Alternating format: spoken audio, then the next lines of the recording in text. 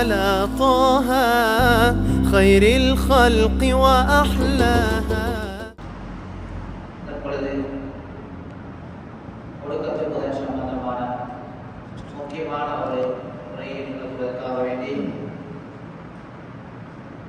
இந்த இடத்துக்கு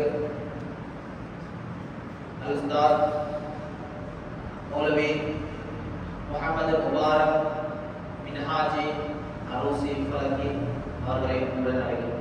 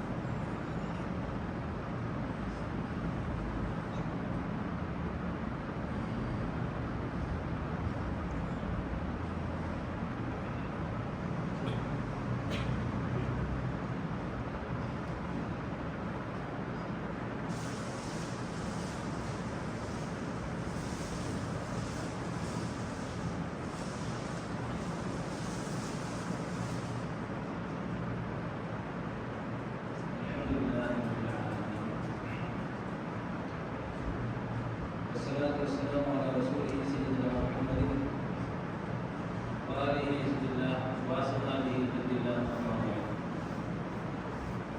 فقد قال الله تعالى في كلامه الكريم بعد أعوذ بالله من الشيطان الرجيم. بسم الله الرحمن الرحيم.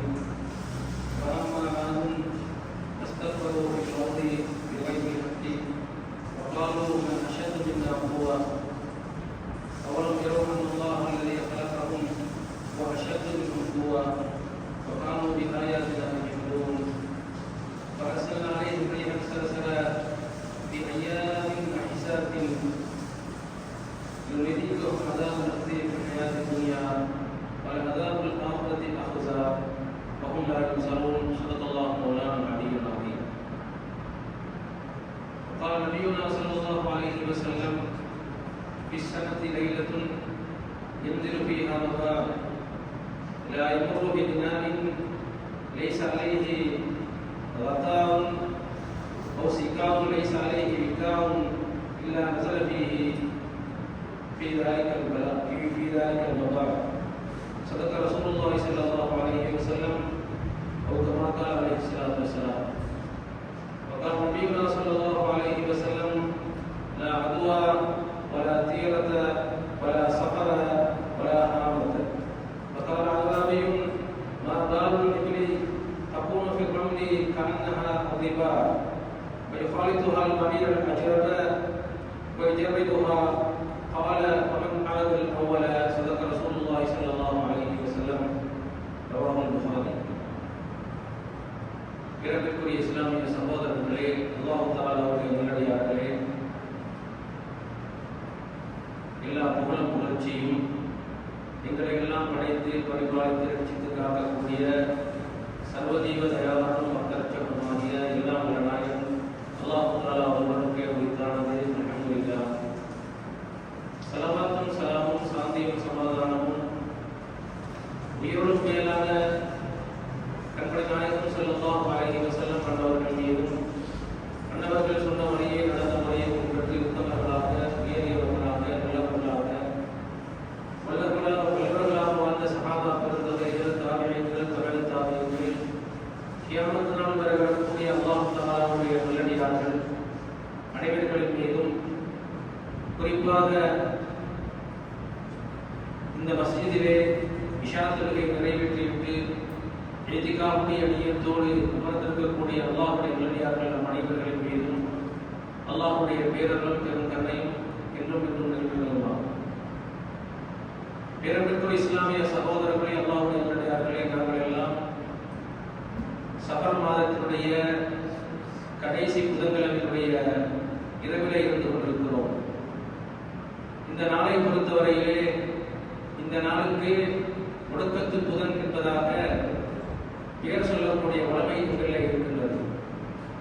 பொதுவாக எல்லா காலங்களை பொறுத்தவரையிலும் எல்லா மாதத்திலும் புதன்கிழமை இருக்கத்தான் செய்கிறது. அதிலும் ஒவ்வொரு மாதத்திலும் கிட்டத்தட்ட 4 புதன்கிழமைகள் அல்லது 5 புதன்கிழமைகள் சில நேரம் வரக்கூடிய வாய்ப்புகள் இருக்கின்றன. ஆனால் மற்ற மாதங்கள் இருக்கக்கூடிய புதன்கிழமைகளுக்கு நாங்கள் எல்லாம் ஒடுக்கத்து புதன் என்பதாக பெயர் சொல்வது கிடையாது. ஆனால் சஃபர் மாதத்தினுடைய கடைசியாக வரக்கூடிய புதன்களை வைத்து மாத்திரம் நாம் ஒடுக்கத்து புதன் என்பதாக ஒரு பெயரை நாங்கள் சொல்கிறோம். இந்த பெயரை நாம் ஏன் சொல்கிறோம் என்றால், எங்களுடைய முன்னோர்கள் அதாவது இந்த நாளை ஒடுக்கத்து புதனுடைய நாள் என்பதாக அழைத்து அது வாழையடி வாழையாக கொஞ்சம் கொஞ்சமாக எங்களுடைய நாவுக்கு அது இருக்கிறது. நாங்கள் இந்த நாளை மாத்திரம் வருஷத்திலே ஒடுக்கத்து புதனுடைய நாள் என்பதாக நாங்கள் சொல்லக்கூடிய வழமை இருக்கிறது. பொதுவாகவே இஸ்லாமிய மாதங்களை பொறுத்தவரையிலே ஒவ்வொரு மாதமும் சிறப்பு வாய்ந்த மாதமாக இருக்கிறது என்பது எங்களுக்கு தெரியும். ஒவ்வொரு மாதத்தை பொறுத்தவரையிலும் ஒவ்வொரு மாதத்திற்கென்று தனி சிறப்புகள் இருக்கின்றன. அதிலே அல்லாஹ் தஆலாவால் சங்கைப்படுத்தப்பட்ட 4 மாதங்களும் இருக்கின்றன. அந்த 4 மாதங்களில் முதலாவது மாதமாகிய முஹர்ரம் மாதம். இந்த முஹர்ரம் மாதத்தை அடுத்துத்தான் நாம் இப்பொழுது முன்னோக்கி இருக்கக்கூடிய இந்த சஃபர் மாதம். நாங்கள் சஃபர் மாதத்திலே நாங்கள் காலடி எடுத்து வைத்து நம்முடைய கடைசி பகுதியை நாம் அடைத்திருக்கின்றோம். ஆரம்பத்தில் நாம் சில அடிப்படை விதிகளை நாங்கள் விளங்கிக் கொள்ள வேண்டும். அதாவது இஸ்லாமிய அடிப்படையிலே ஒவ்வொரு இஸ்லாமியரை பொறுத்தவரையிலும் ஒவ்வொரு இஸ்லாமிய சமூகத்திலே வாழக்கூடிய ஒவ்வொருவரும் நாம் ஹிஜ்ரி கணக்கை நன்றாக அறிந்து வைத்திருக்க வேண்டும். ஹிஜ்ரி மாதத்தை நாங்கள் நன்றாக வைத்திருக்க வேண்டும். ஹிஜ்ரி நாட்களை நாங்கள் அறிந்திருக்க வேண்டும். ஹிஜ்ரி நாள் எப்பொழுது ஆரம்பமாகிறது என்பதை நாம் அறிந்திருக்க வேண்டும். ஏனென்றால் எங்களை பொறுத்தவரையில் நாங்கள் அதிகமாக மீலாது கிறிஸ்து கணக்கை நாம் கணக்கக்கூடியவர்களாக, அதை நாங்கள் தெரிந்தவர்களாக, அதையே பின்பற்றக்கூடியவர்கள் நாம் இருக்கிறோமே தவிர, எங்களுடைய சகோதரர்களுக்கு நாம் சாதாரணமாக இன்று எத்தனாவது பிறை என்று கேட்டால் கூட நிறைய பேருக்கு தெரியாத ஒரு வளமை தான் இருக்கிறது தவிர, இன்று எத்தனையாவது பிறை, நாம் ஹிஜ்ரி எத்தனாவது ஆண்டிலே இருக்கிறோம், இது என்ன அரபு மாதம் என்பது கூட தெரியாத நிறைய சகோதரர்கள் இருப்பது என்பது மிகவும் கவலைக்குரிய விடயம் என்பதை நாம் ஆரம்பத்திலே தெரிந்து கொள்ள வேண்டும். ஏனென்றால் ஒரு இஸ்லாமியரை பொறுத்தவரையிலே ஒரு இஸ்லாமிய சமூகத்திலே வாழக்கூடிய ஒருவருக்கு எது அடிப்படை என்றால் அரபு கணக்கு என்பதை நாம் ஞாபகத்திலே வைக்க வேண்டும். எங்களுடைய வயதை நாம் கணக்கெடுக்கும் பொழுது நாம் மீலாது கணக்கை பார்த்துத்தான் எங்களுடைய வயதை நாங்கள் சொல்லுகிறோம். அதே போன்று ஒருவர் எங்களை விட்டு மறைந்து விட்டால் அந்த மறைந்தவருடைய அந்த நாளை கூட நாம் எப்படி கணக்கெடுக்கிறோம் என்றால், நாம் மீலாது கணக்கு, அதாவது கிறிஸ்து கணக்கு, கேலண்டர்ல வரக்கூடிய கணக்கு இருக்கிறது அல்லவா, அந்த கணக்கை வைத்துத்தான் நாம் அதை கணக்கிடக்கூடிய வளமை எங்களில் இருக்கிறதே தவிர, இஸ்லாமிய கணக்கை வைத்து நாங்கள் கணக்கெடுக்கக்கூடிய வளமை எங்களிடத்தில் இல்லாமல் இருந்து கொண்டிருக்கிறது. அது அரிதாகி கொண்டிருக்கிறது. அதை முக்கியமாக நாம் கருத்திலே கொண்டு இஸ்லாமிய கணக்கை நாங்கள் தெரிய வேண்டும். ஏனென்றால் ஒரு மனிதர் உலகத்திலே 60 வருடங்கள் வாழ்கிறார் என்றால், அந்த 60 வருடம் வாழ்ந்தார் என்று நாம் சொல்லும் பொழுது நாம் சொல்லுகிறோம் அல்லவா, அல்லாஹ்வுடைய ரசூல் கண்மணி நாயகம் ஸல்லல்லாஹு அலைஹி வஸல்லம் இந்த உலகத்திலே 63 வருடங்கள் வாழ்ந்தார்கள் என்று. அந்த 63 வருடங்கள் என்று சொல்லும் பொழுது அந்த கணிப்பீடு அது மீலாது கணிப்பீடு அல்ல, அது இஸ்லாமிய கணக்கின் பிரகாரம் உள்ள கணிப்பீடே தவிர, இஸ்லாமிய ஹிஜ்ரி ஆண்டினுடைய கணிப்பீடு தவிர வேறொன்று அல்ல. அதே போன்று பெரிய பெரிய அறிஞர்கள், இமாம்கள், மற்றவர்களை எல்லாம் நாங்கள் பார்க்கும் பொழுது நாங்கள் அவர்களுடைய வயதை நாங்கள் அறிகிறோம் என்றால், அல்லது அவர்களுடைய வாழ்ந்த காலத்தை நாங்கள் தெரிகிறோம் என்றால், அல்லது அவர்களுடைய பிறப்பு இறப்பை பற்றி கூறப்பட்டிருக்கிறது என்றால் பெரும்பாலும் அது ஹிஜ்ரி கணக்கோடு சம்பந்தப்பட்டதாக இருக்கிறதை தவிர அது கிறிஸ்து கணக்கோடு கலண்டர்களை வளர்க்கக்கூடிய கிறிஸ்து கணக்கு மீலாது கணக்கோடு சம்பந்தப்பட்ட ஒன்று அல்ல என்பதை நாம் ஞாபகத்திலே கொள்ள வேண்டும். உதாரணத்திற்கு, ஒருவர் எங்களை விட்டு மறைந்து விட்டால், எங்களுடைய ஒரு சகோதரர் அல்லது எங்களுடைய மூதாதையர்களில் ஒருவர், எங்களுடைய தந்தை அல்லது எங்களுடைய பாட்டன் பாட்டி யாராவது மறைந்து விட்டார் என்றால் கூட நாம் அவர்கள் எந்த தினத்திலே மறைகிறார்கள் என்பதை அவர்கள் அரபு கணக்குப்படி, அதாவது ஹிஜ்ரி கணக்குப்படி எந்த தினத்திலே மறைந்தார்கள், எந்த ஆண்டிலே மறைந்தார்கள் என்பதை கணக்கெடுத்து அதன் மூலமாகத்தான் அவர்களுடைய ஞாபகார்த்த தினங்களை கூட நாங்கள் கொண்டாட வேண்டிய அவசியம் எங்களுக்கு இருக்கிறது. ஏனென்றால் நாம் ஒரு மனிதர் மறைந்த அந்த தினத்தை மீலாது கணக்கு பிரகாரம் நாங்கள் கணக்கெடுத்தோம் என்றால் அது ஒரு வருடம் பூர்த்தியாவதற்கு முன்னால், அரபு கணக்கின்படி ஒரு வருடம் பூர்த்தியாவதற்கு முன்னாலே மீலாது கணக்கின்படி அந்த நாள் பூர்த்தியாகும். அதாவது அவருடைய வருட நினைவு தினம் வரும் என்பதை நாம் ஞாபகத்திலே கொள்ள வேண்டும். அதிலே சில அடிப்படை, அதாவது மீலாது கணக்கை பொறுத்தவரையிலே மீலாது கணக்கை உலகத்துக்கு யார் அறிமுகப்படுத்தி தந்தார் என்றால், உங்களுக்கு தெரியும், கடைசியாக எங்களுக்கு இருக்கக்கூடிய இந்த கலண்டர் முறை இருக்கிறது அல்லவா, இந்த கலண்டர் முறையை பொறுத்தவரையிலே இந்த கலண்டர் முறையை கடைசியாக அறிமுகப்படுத்தியவர்கள் எல்லாம் மீலாது கணக்கை அறிமுகப்படுத்தியவர்கள் எல்லாம் இஸ்லாமிய மதத்தை சார்ந்தவர்கள் அல்ல, இஸ்லாமியத்தை சார்ந்தவர்கள் உருவாக்கவில்லை, அந்நிய மதத்தவர்கள் தான் அதை உருவாக்கினார்கள். எப்படி? உதாரணமாக, ஒரு காலத்திலே கலண்டருடைய தலை மாதம், முதலாவது மாதம் ஜூலை மாதமாக இருந்தது. இந்த ஜூலை மாதத்தை எவ்வாறு வருடத்தினுடைய முதல் மாதமாக கணக்கெடுத்தார்கள் என்றால், உங்களுக்கு எல்லாம் தெரியும், ஜூலியஸ் சீசர் என்பதாக ஒரு அரசன் இருந்தார். ஒரு உலகத்தையும் ஆட்சி செய்த ஒரு பெரிய மாபெரும் ஒரு அரசர் ஜூலியஸ் சீசர் என்பதாக கைரோவை தலைமையாக கொண்டு, மிஸ்ரை தலைமையாக கொண்டு ஆட்சி செய்த ஒரு மன்னர். அவர் என்ன செஞ்சார் என்றால், அவருடைய காலத்தில் ஒரு கலண்டர் முறையை அறிமுகப்படுத்தி, அதற்கு அவருடைய ஜூலியஸ் சீசர் தானே, அதனால ஜூலை என்பதாக பெயர் வைத்து அந்த வருடத்தினுடைய ஆரம்பத்தை அவரின் பெயராக முதல் மாதத்தை பெயர் வைத்து அவர் அந்த வருடத்தை ஆரம்பித்தார். அதே போன்று ஜானியோ என்று சொல்லக்கூடிய ஒரு தெய்வ வழிபாட்டையுடைய மக்கள் ஆட்சிக்கு வந்த பொழுது அவர்கள் அந்த கலண்டர் முறையை மாற்றி ஜனவரி என்பதாக அவர்கள் அதை பெயரை வைத்து அதை ஆரம்பித்தார்கள். அதே போன்று பிப்ரவரி என்பதை பிப்ராயிர் என்ற ஒரு விக்கிரகத்தை வழங்கக்கூடிய கூட்டம் என்ன செய்தது, அதை மையமாக வைத்து அந்த அவர்கள் என்ன செய்தார்கள், அந்த மாதத்துக்கு பெயர் வைத்தார்கள். இப்படி அவர்கள் பெற்றிருக்கக்கூடிய 12 மாதங்களுடைய பெயர்களை பொறுத்தவரையிலே அவர்கள் வழிபடக்கூடிய, அவர்கள் வணங்கக்கூடிய விக்கிரகங்கள், சிலைகளுடைய பெயர்களை மையமாக வைத்துத்தான் அந்த பெயர்களை அவர்கள் ஆரம்பித்து வைத்தார்கள். இந்த அமைப்பு தான் இருந்தது. ஆனால் இஸ்லாமிய முறையின் பிரகாரம், அதாவது உமர் இப்னு கத்தாப் ரலியல்லாஹு அன்ஹு காலத்திலே என்ன செய்தது, இந்த ஹிஜ்ரி முறை அறிமுகப்படுத்தப்பட்டது. இந்த ஹிஜ்ரி கலண்டர் முறை அதற்கு உமர் இப்னு கத்தாப் ரலியல்லாஹு அன்ஹு காலத்திலே அறிமுகப்படுத்தப்பட்டு, அதற்கு பின்னால் இஸ்லாமிய சமூகத்துக்கு என்று ஒரு நாள், ஒரு காலம், ஒரு நேரம் அதெல்லாம் அறிமுகப்படுத்தப்பட்டு அதற்கு பின்னால் அந்த நடைமுறை வளமையிலே வந்தது. அப்படி அந்த வளமையிலே அந்த நடைமுறை வந்தாலும் எங்களுடைய இஸ்லாமிய சமூகத்தை பொறுத்தவரையிலே அதிகமாக நாம் பின்பற்றக்கூடிய நேர காலத்தை பொறுத்தவரையிலே நாம் அதிகமாக எதை நாங்கள் ஏற்றுக்கொள்கிறோம் என்றால், எங்களுடைய பிள்ளைகளை நாங்கள் அழைத்து, இன்று நாம் புதன்கிழமையிலே இருக்கிறோம், இந்த புதன்கிழமைக்கு அரபியில என்ன சொல்வது என்று கேட்டால் கூட தெரியாதவர்களாக நாங்கள் இருக்கிறோம். அரபியில நாங்கள் என்ன செய்வோம், இங்கிலீஷ்ல சண்டே என்பதாக நாளினுடைய முதல் நாளுக்கு நாங்கள் சண்டே என்பதாக நாங்கள் சொல்கிறோம் அல்லவா. இந்த சண்டே என்பதாக எவ்வாறு பெயர் வைத்தார்கள் என்றால், சன், அதாவது சூரியனை வணங்கக்கூடிய கூட்டத்தவர்கள் அவர்களுடைய தெய்வ வழிபாட்டை முக்கியமாக வைத்து சண்டே என்பதாக அந்த நாளுக்கு பெயர் வைத்தார்கள்.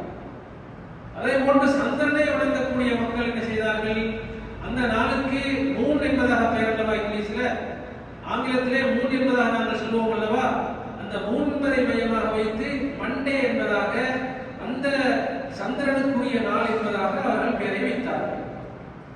ஆனால் எங்களை பொறுத்தவரை நாங்கள் அப்படி சொல்வது கிடையாது. நாங்கள் முதலாவது நாளுடைய ஆரம்பத்திற்கு யௌமுல் அஹத் முதலாவது நாள் என்பதாக நாங்கள் சொல்கிறோம். ஞாயிற்றுக்கிழமைக்கு நாங்கள் சொல்லக்கூடிய பெயர் என்ன? யௌமுல் அஹத் முதலாவது நாள், யௌமுல் இஸ்னைன் இரண்டாவது நாள், யௌமுஸ் சுலசா மூன்றாவது நாள், யௌமுல் அர்பியா நான்காவது நாள், யௌமுல் ஹமீஸ் ஐந்தாவது நாள், யௌமுல் ஜும்ஆ ஆறாவது நாள், ஜும்ஆ ஒன்று சேரக்கூடிய ஜும்ஆவுக்கு ஒன்று சேரக்கூடிய நாள், யௌமுஸ் சபத் சனிக்கிழமை என்பதாக நாங்கள் பெயர் சொல்கிறோம். இந்த அமைப்பு இஸ்லாமிய அமைப்பிலே இருக்கிறது. இதை நாங்கள் ஆரம்பத்திலே ஞாபகத்திலே கொள்ள வேண்டும், தெரிய வேண்டும். இப்பொழுது நாங்கள் இந்த இடத்திலே நாம் ஒன்று கூடி இருப்பது இதற்காக, அதாவது ஒடுக்கத்து புதன் என்றால் என்ன, ஒடுக்கத்து புதன் மூலமாக அதிலே என்ன விஷயங்கள் இருக்கின்றன, ஒடுக்கத்து புதன் என்று இந்த இஸ்லாமிய சமூகத்திலே ஒன்று இருக்கிறதா, இஸ்லாத்திலே அப்படி ஒன்று இருக்கிறதா, அதை பற்றி ஏதாவது இஸ்லாம் சொல்லி இருக்கிறதா என்பதை பற்றி நாங்கள் இந்த குறுகிய நேரத்திலே முடியமான அளவுக்கு ஏதோ ஒரு சிறிய விளக்கத்தை நாங்கள் தெரிந்து கொண்டு செல்வதற்காக நாங்கள் இங்கே வந்திருக்கிறோம். ஒடுக்கத்து புதன் என்று சொல்லும் பொழுது இது நிறைய பேர்கள் என்ன செய்வாங்க, சொல்லுவாங்க. இப்படி இந்த காலத்தை பொறுத்தவரையில அப்படி ஒடுக்கத்து புதன் என்று இஸ்லாத்துல கிடையாது, ஒடுக்கத்து புதன் என்று அப்படி எந்த மார்க்கமும் இல்லை, அதெல்லாம் பொய்யான கலாச்சாரங்களும் பொய்யான அனாச்சாரங்களும் என்றுதான் சொல்வார்களே தவிர அப்படி இஸ்லாத்தில் எதுவும் கிடையாது என்பதாக சொல்லக்கூடிய வல்லமையை நாங்கள் கண்கூடாக காணலாம். அதே நேரத்தில் இன்று வரக்கூடிய ஊடகங்களின் மூலமாக, பேஸ்புக்கின் மூலமாக, யூடியூபின் மூலமாக அப்படி இது சம்பந்தமாக கதைத்து வீடியோக்கள் அல்லது ஆடியோக்கள் போடக்கூடிய வல்லமையும் இருக்கிறதை நாம் கண்டு கொள்ளலாம். அதை பற்றி இஸ்லாமியர்களுக்கு என்ன சொல்கிறது என்பதை பற்றிய ஒரு சிறிய விளக்கத்தை இந்த நேரத்துக்கு தகுந்தாற் போல் நாம் விளங்கி செய்வதற்கு அல்லாஹ் எங்களுக்கு தௌஃபீக் செய்ய வேண்டும். அல்லாஹ்வுடைய நல்லடியார்களே, பேரன்புக்கு இஸ்லாமிய சகோதரர்களே, புதன்கிழமை என்பதை எடுத்துக்கொண்டால் பொதுவாக இதை மறக்கக்கூடியவர்கள் சொல்லக்கூடிய வளமை என்ன, நேரம் என்பது அல்லாஹ் தஆலாவுக்குரியது, காலம் என்பது அல்லாஹ்வுக்குரியது. ஆகவே இந்த நேரத்திலேயும் காலத்திலேயும் நல்லது கெட்டது என்பது ஒன்றும் கிடையாது, இது எல்லாம் ஒன்றுதான். இதிலே நல்ல கெட்டது என்று நாம் பிரித்து அதை வகுத்து நாங்கள் அதை கணக்கெடுக்க கூடாது என்பதாக சொல்லுகிறார்கள். அப்படி என்றால்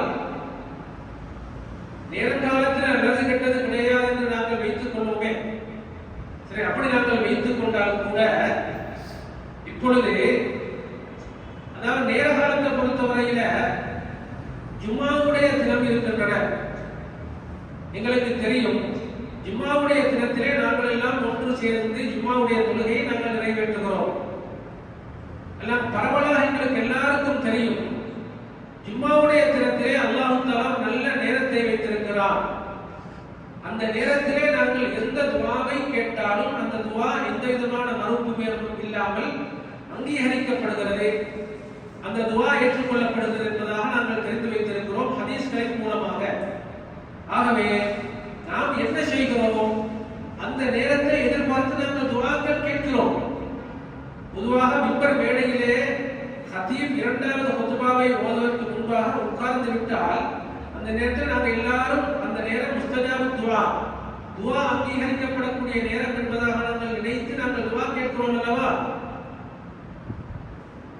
அந்த நேரத்தை அல்லாஹ் தஆலா அப்படி வைத்திருக்கிறான் அல்லவா. சரி, அந்த நேரம் ஹதீப் மிம்பரிலே இருந்து இரண்டாவது ஹுத்பாவுக்கு எழும்புவதற்காக அமரக்கூடிய நேரம் என்பது குறிப்பாக அந்த நேரம் இல்லாவிட்டாலும் நிச்சயமாக ஜும்ஆவுடைய தினத்திலே ஜும்ஆவுடைய காலை நேரத்திலே இருந்து மகரிபுடைய நேரம் வரைக்கும் அல்லாஹ் தஆலா ஒரு நேரத்தை வைத்திருக்கிறார். மிகவும் சிறப்புக்குரிய நேரம், துஆ அங்கீகரிக்கப்படக்கூடிய நேரம். அந்த நேரத்தில் எந்த துஆ கேட்டாலும் அங்கீகரிக்கப்படும் என்று நாங்கள் அறிந்திருக்கிறோம் அல்லவா. அப்ப அந்த நேரத்தில் ஏதோ ஒன்று இருக்கிறது அப்படின்னு நாங்கள் விளங்குறோம் இல்லையா. சரி, அதே போன்று பாருங்க, பொதுவா இஸ்லாமிய சமூகத்தை பொறுத்தவரையில இன்று நாங்கள் அதிகமாக சில போய தினங்களை நாங்கள் மையமாக வைத்து நாங்கள் திருமணங்கள் நடத்தினாலும் திருமணங்களை நாங்கள் செய்தாலும் அந்த காலத்தில் எங்களுடைய முன்னோர்களுடைய தலைமை இருந்தது பொதுவாக சனிக்கிழமை நாட்களில் அல்லது செவ்வாய்க்கிழமைகளில் நிக்காக நடத்த மாட்டார், நிக்காவுடைய அமல்களை செய்ய மாட்டார். இன்னைக்கு இது நல்ல நேரம் கெட்ட நேரம் என்று ஒன்று இல்லை என்று சொல்லக்கூடியவர்கள் கூட என்ன செய்வாங்க, நிக்காவுடைய அமல்களை வைத்துக் கொள்வதாக இருந்தால் கூட ஜும்மாவுடைய இரவுல வைத்துக் கொள்வாங்க. வியாழன் பகல், வியாழன் பின்னேரம், ஜும்மாவுடைய இரவும் அந்த நேரம் வைத்துக் கொள்ளக்கூடிய வளமை இருக்கிறதா இல்லையா? அல்லது திங்கள் ஞாயிறு பின்னேரம், திங்கள் இரவு அந்த நேரத்தை வைத்துக் கொள்றாங்க இல்லையா? ஏன் அப்படி வச்சுக் போறாங்க? நான் பார்க்கணுமா இல்லையா? அப்ப ஏதோ ஒன்று இருக்கா இல்லையா? சரி, நாங்க அதே கூட தொழுகையுடைய வக்துகளை பொறுத்தவரையில பொதுவாக நேரத்தில் நல்லது கெட்டது என்று ஒன்று இல்லை, எல்லாமே அல்லாஹ் தஆலாவுடைய நேரம் என்றால் பொதுவாக அல்லாஹ் தஆலா இந்த தொழுகைகளை நிறைவேற்றுவதற்கு நேரத்தை வைத்திருக்கிறார். தொழுகைகளை நிறைவேற்றுவதற்கு அல்லாஹ் தஆலா நேரத்தை வச்சிருக்கிறான். பாருங்க, உதாரணமாக லுஹருடைய தொழுகையை பொறுத்தவரையில உதாரணமாக 12:09க்கு தான் லுஹருடைய அதான் சொல்ல வேண்டும் என்றால் ஒரு ஆள் வாராக, அவருக்கு அவசரமான முக்கியமான வேலை இருக்கு, அவர் அந்த வேலையை முடிச்சுட்டு முக்கியமான பயணம் போகணும், அவர் 12 மணி தொழுது போகணுமா? லுஹர் தொழுகை 12 மணி தொழுது போகணுமா? சுபஹுடைய வக்து 5:45க்கு சுபஹுடைய அதான் வருதுன்னு சொன்னால் அவர் 5:30க்கு கிளம்பி போகணும். அவர் என்ன செய்யறாரு? அவர் 5:30 கிளம்பி போகணும் என்றால் அந்த 5:30க்கு கிளம்பி போறதுனால நான் நேரத்தோட போறதானே? அல்லாஹ் தெரியுமா இல்லையா? ஆனால் அல்லாஹ் தஆலாவுக்கு அடுத்த தொழுகிறது. ஆனால் நாங்கள் இன்ஷாஅல்லாஹ் 5:30க்கு என்ன செய்வோம்? தொழுது போவோம் என்று தொழுதால் அவருடைய தொழுகை ஏற்றுக்கொள்ளப்படுமா? தொழுகை கூடும். அல்லது அதான் சொல்லி 5:45க்கு அதான் என்றால் அந்த 4:45க்கு பாபு சொன்னால் 4:45 பாபு சொன்னதுக்கு பிறகுதான் அவர் சொல்லணுமா? அல்லது 4:30க்கு தொழுது போகணும். மக்ரிபுடைய நேரம், இஷாவுடைய நேரம், அப்ப இஷாவுக்கு சரி சரியா கலண்டர்ல என்ன செய்து நேரம் போட்டிருக்கு. அதாவது சில நேரங்கள்ல, அதாவது இப்ப இஷாவுக்கு செல்லுமே 13, 14 அல்லது 21, அப்ப 8, அதாவது 7:34க்கு சொன்னா 7:30க்கு நாங்க தொழுதா சரி வருமா? சரி வராது இல்லையா? அப்ப பாங்கு சொல்லக்கூடிய அதான் சொல்லக்கூடிய நேரத்தை நீங்க கணக்கில் பார்த்தா சரியா அந்த எத்தனாவது நிமிடம் என்பதாக குறிப்பிடப்பட்டிருக்கிறது. அப்ப சரியா அந்த நேரத்தை நாங்கள் கணக்கெடுத்து அந்த நேரத்துல இத்தனாவது மணியில இத்தனாவது நிமிடத்துல தான் அதானுக்குரிய நேரம் என்றால் அந்த நேரத்துக்கு தான் சரியா எல்லா பள்ளிவாசலையும் அதான் சொல்றாங்க. இமாம்கள் முஅத்தின்மார் அதான் சொல்லி தொழுகைக்காக அழைத்து அதற்கு பின்னால் தொழுகை நிறைவேற்றப்படுகிறது என்று சொல்லும் பொழுது பெயர்களுக்கு நேரம் கொண்டப்ப எல்லாமே அல்லாஹ் தஆலாவுக்குரியது, எல்லாமே நல்லது, எல்லாம் ஒன்றும் பிரச்சனை இல்லைன்னு நாங்க சொன்னால் நாங்க தொழுகைக்காக நாங்க சொல்லும் பொழுது ஏன் குறிப்பிட்ட ஒரு நேரத்தை நாங்கள் குறிப்பிட்ட ஒரு நிமிடத்தை குறிப்பிட்டு அந்த நேரத்திலே அந்த நிமிடத்திலே தான் அதான் சொல்லப்பட வேண்டும், அதுக்கு முன்னால் அதான் சொல்லக்கூடாது என்பதாக வைத்திருக்கிறோம் அல்லவா? அப்ப ஜும்மாவுடைய நாளை பொறுத்தவரை ஜும்மாவுடைய நாள் என்று சொல்லும் பொழுது வெள்ளிக்கிழமை நாங்கள் வெள்ளிக்கிழமை தான் ஒன்று சேரணும். வெள்ளிக்கிழமை எந்த நேரத்தில் ஒன்று சேரணும் என்றால் லுஹருடைய வக்துக்கு, லுஹருடைய நேரத்தில் தான் எல்லாரும் ஒன்று சேரணும். அந்த நேரத்தில் ஜும்மா தொழணும் என்ற ஒரு விதிமுறை இருக்கின்றது. சரி, எங்களுக்கு எல்லாம் ஞாயிற்றுக்கிழமை லீவுனா, ஆனால் நாங்கள் ஞாயிற்றுக்கிழமை ஜும்மா தொழணும், வெள்ளிக்கிழமை நாங்கள் தொழ வேண்டிய அவசியம் கிடையாது. எங்க லீவு நாள் தானே, நாட்கள் எல்லாம் ஒன்று தானே, நாட்கள வித்தியாசம் கிடையாது என்றால் நாங்கள் ஏன் வெள்ளிக்கிழமை ஜும்மா தொழணும்? சரி, ஜும்மாவுடைய நாளில் என்ன செய்யுது? வெள்ளிக்கிழமை ஜும்மாவுடைய வக்தை பொறுத்தவரையில அந்த நேரம் என்ன செய்யுது? பகல் நேரம். அந்த நேரத்தில் சிலாக்களுக்கு அந்த டைம் ஒதுக்கி நேரத்தை ஒதுக்கி நம்ம வியாபாரத்தெல்லாம் விட்டுட்டு வாரது கூட சில சிரமமாக இருக்கும். அப்ப எல்லாரும் பேசி ஒரு முடிவெடுக்கிறது, எல்லாரும் சேர்ந்து என்ன செய்வோம்? ஜும்மாவுடைய நாள்ல லுஹருடைய நேரத்தில் நம்ம ஜும்மா தொழ வேண்டிய அவசியம் கிடையாது. படைச்சிறப்பு தெரிந்தானே, எல்லாம் அல்லாஹ்வுக்கு சொந்தமான காலம் நேரம் தானே, நாங்கள் என்ன செய்வோம்? எல்லாரும் ஒன்று சேர்ந்து எல்லாரும் வேலை விட்டு வந்து கூட அசருக்கு குறை நாங்கள் ஜும்மா தொழுவோம் என்று யாராவது செய்கிறோமா? அப்படித்தான் நாங்கள் செய்தால் அது இஸ்லாத்திலே ஏற்றுக்கொள்ளப்படுமா என்றால் நிச்சயமாக அந்த செயல் அங்கீகரிக்கப்படாது, ஏற்றுக்கொள்ளப்படாது. அப்ப அப்ப கிழமையில ஒரு நாள் ஜும்மாவுடைய தொழுகை நிறைவேற்ற வேண்டும். நிறைவேற்ற தொழுகையும் இந்த நேரத்தில் நிறைவேற்றணும்னு சொன்னா ஜும்மாவுடைய வக்துல ஜும்மாவுடைய நேரத்தில் அந்த தொழுகை நிறைவேற்றப்பட வேண்டும் என்ற விதிமுறை சட்டம் ஷரியத் சொல்லிக் கொண்டிருக்கிறது என்றால் எங்களுக்கு ஏதோ ஒரு விளங்கும், இதுல ஏதோ ஒரு ரகசியம் இருக்கின்றன, ஏதோ ஒன்று இருக்கிறது என்பதாக நாங்கள் விளங்கிக் கொள்வோம் இல்லையா? இதே போன்றுதான் நேர காலத்தை பொறுத்தவரையிலே நேரம் காலம் அந்த இருக்கக்கூடிய மக்களோடு ஒப்பிட்டு பார்க்கும் பொழுது அது நல்லதாக கெட்டதாக அமைகிறது என்பதை நாம் விளங்கிக் கொள்ள வேண்டும். பொதுவாகவே நேரம் காலம் என்பது அல்லாஹ் தஆலாவோடு ஒப்பிட்டு பார்க்கும் பொழுது அதிலே நல்லதும் கிடையாது, அது நல்லது கெட்டது என்று நாங்கள் தனியாக சொல்ல முடியாது. ஆனால் இந்த துனியாவோடு நாங்கள் அதை சேர்த்து நாங்கள் ஒப்பிட்டு பார்க்கும் பொழுது நேர காலத்தை அல்லாஹ் எப்படி அமைத்திருக்கிறார் என்றால் நேர காலத்தை விட்டு யாருக்கும் ஓரமாக முடியாது. இந்த துனியா எப்பொழுது படைக்கப்பட்டதோ அந்த நாளிலே இருந்து துனியாவை அல்லாஹ் தஆலா அளிக்கும் வரைக்கும் துனியா நேரத்தோடும் காலத்தோடும் சம்பந்தப்பட்டே இருந்து கொண்டிருக்கும். நேர காலம் இல்லாமல் யாருக்கும் என்ன செய்ய முடியாது, எந்த ஒரு செயலையும் செய்ய முடியாது. உதாரணமாக நான் இந்த உங்கள்கிட்ட நான் கேட்கிறேன், யாருடையாவது ஒரு கேட்கிறேன், இது கொஞ்சம் எனக்கு இந்த வெள்ளை நிறத்தை காட்டுங்கன்னு சொல்லி, வெள்ளை நிறத்தை காட்டுங்கன்னு நான் யாருன்னா சொன்னா நீங்க யார் என்ன செய்வீங்க? வெள்ளை நிறம் சொல்லும் பொழுது சுவற்றை காட்டுவீர்கள், சுவற்றை காட்டுவீர்கள். இந்த சுவரை பார்க்கும் பொழுது இந்த சுவரத்தை நீங்க காட்டுறீங்களே தவிர வெள்ளை நிறத்தை காட்டுறீங்க, சுவற்றை தான் நீங்கள் காட்டுகிறீர்கள். சுவற்றை நாங்கள் பார்க்கும் பொழுது அதன் மூலமாக நாங்கள் வெள்ளை நிறத்தை நாங்கள் விளங்கிக் கொள்கிறோம். இந்த வெள்ளையை தனியாக பிரித்து காட்ட முடியுமா? வெள்ளை நிறம் என்பது தனியாக பிரித்து காட்ட முடியாத ஒன்று. இதை நாங்கள் இன்னொன்றோடு சேர்த்துத்தான் நாங்கள் காட்ட வேண்டும். இன்னொரு விதிமுறை இருக்கிறது அல்லவா? பச்சை நிறத்தை காட்டுங்கன்னு சொன்னா இந்த காப்பட்டை காட்டுறீங்க, இந்த காப்பட்டை காப்பட்டையாக நான் உங்கள்கிட்ட காட்ட சொன்னது, பச்சை நிறத்தை காட்டுங்கன்னு சொன்னா நீங்க என்ன சொல்லுவீங்க? இல்ல அது பச்சை நிறத்தை தனியாக காட்ட முடியாது, இந்த காப்பட்டோட சேர்த்து தான் பச்சை நிறத்தை காட்டணும்னு சொல்லுவாங்க இல்லையா? அதே போன்று நீங்கள் பச்சை நிறத்தை காட்டும் பொழுது எப்படி இந்த காப்பட்டை நீங்கள் காட்டி பச்சை நிறத்தை எனக்கு உணர்த்துகிறீர்களோ அதே போன்று உலகத்தை பொறுத்தவரையில உலகத்துல காலம் நேரத்தை விட்டு யாருக்கும் ஓரமாகி ஒதுக்கி போக முடியாது. காலை நேரம் எங்களோடு ஒன்றாக ஒட்டி ஒன்றாக பிணைந்திருக்கிறது நேர காலம், அப்படித்தானே? அப்ப இதுல எங்களோடு ஒப்பிட்டு நாங்கள் பார்க்கும் பொழுது அதிலே நல்லதும் இருக்கிறது கெட்டதும் இருக்கிறது என்பதை நாம் விளங்கிக் கொள்ள வேண்டும். எப்படி உதாரணமாக நபியுல்லாஹ் இப்ராஹிம் அலைஹிஸ்ஸலாத்து வஸ்ஸலாம் நல்லது என்பதும் கெட்டது என்பதும் அல்லாஹ் தஆலாவுடைய படைப்பு என்பதை நாம் விளங்கிக் கொள்ள வேண்டும். எப்படி நல்லது என்பதும் கெட்டது என்பதும் அல்லாஹ் தஆலாவால் படைக்கப்படக்கூடிய ஒன்று என்பதை நாம் விளங்கிக் கொள்ள வேண்டும். உதாரணமாக இப்ப லேசாக விளங்குறதான்னு சொன்னா இப்ப கத்தி இருக்கிறது அல்லவா, கத்திக்கு இயற்கையாகவே வெட்டக்கூடிய தன்மை இருக்கிறதா? கத்தின்னு சொன்னால் இயற்கையாக வெட்டக்கூடிய தன்மை இருக்கிறதா? அதற்கு நெருப்பு என்றால் நெருப்புக்கு இயற்கையாகவே சுடக்கூடிய தன்மை இருக்கிறதா என்றால் கிடையாது. கத்தியால் நாங்கள் வெட்டும் பொழுது வெட்டக்கூடிய தன்மையை அல்லாஹ் தஆலா அங்கே உருவாக்க வேண்டும். அந்த வெட்டும் தன்மையை அல்லாஹ் அங்கே கத்திக்கு கொடுக்கிறான், உருவாக்குகிறான் என்பதை நாம் விளங்கிக் கொள்ள வேண்டும். நெருப்பை நாங்கள் தொடும் பொழுது நெருப்பு எங்களை சுடக்கூடிய தன்மையை நெருப்புக்கு அல்லாஹ் கொடுக்கிறான் என்பதை நாம் விளங்க வேண்டும். அதனாலதான் நபியுல்லாஹ் இப்ராஹிம் அலைஹிஸ்ஸலாத்து வஸ்ஸலாம் அவங்க தன்னுடைய மகன் இஸ்மாயில் அலைஹிஸ்ஸலாத்தை அறுக்கும் பொழுது கத்தியே நறுபடல.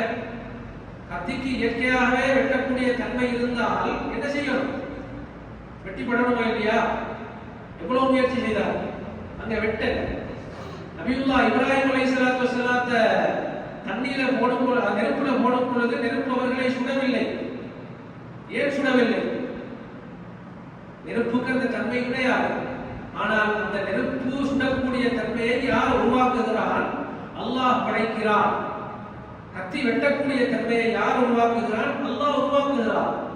அதே போன்று நல்லது கெட்டது என்பதையும் அல்லாஹ் தஆலாவால் படைக்கப்பட்ட ஒன்று என்பதை நாம் ஆரம்பத்திலே விளங்கிக் கொள்ள வேண்டும். அப்ப நல்லதும் இருக்கிறது தீயதும் இருக்கிறது. அல்லாஹ் தஆலா தன்னுடைய அருள்முறையான திருக்குர்ஆனிலே அல்லாஹ் எப்படி சொல்கிறான் என்றால் ஆது வர்க்கத்தை அல்லாஹ் தஆலா அவங்க உலகத்துல கடுமையான அநியாயங்கள் செய்யறதால அல்லாஹ் தஆலா அவங்க என்ன செஞ்சாங்க, கடும் பலசாலிகளாக இருந்தார்கள். ஆது கூட்டத்தார்கள் கடும் பலசாலிகளாக, கடும் வேலை செய்யக்கூடிய நல்ல ஜவான்களாக அல்லாஹ் அவர்களை படைத்திருந்தார்.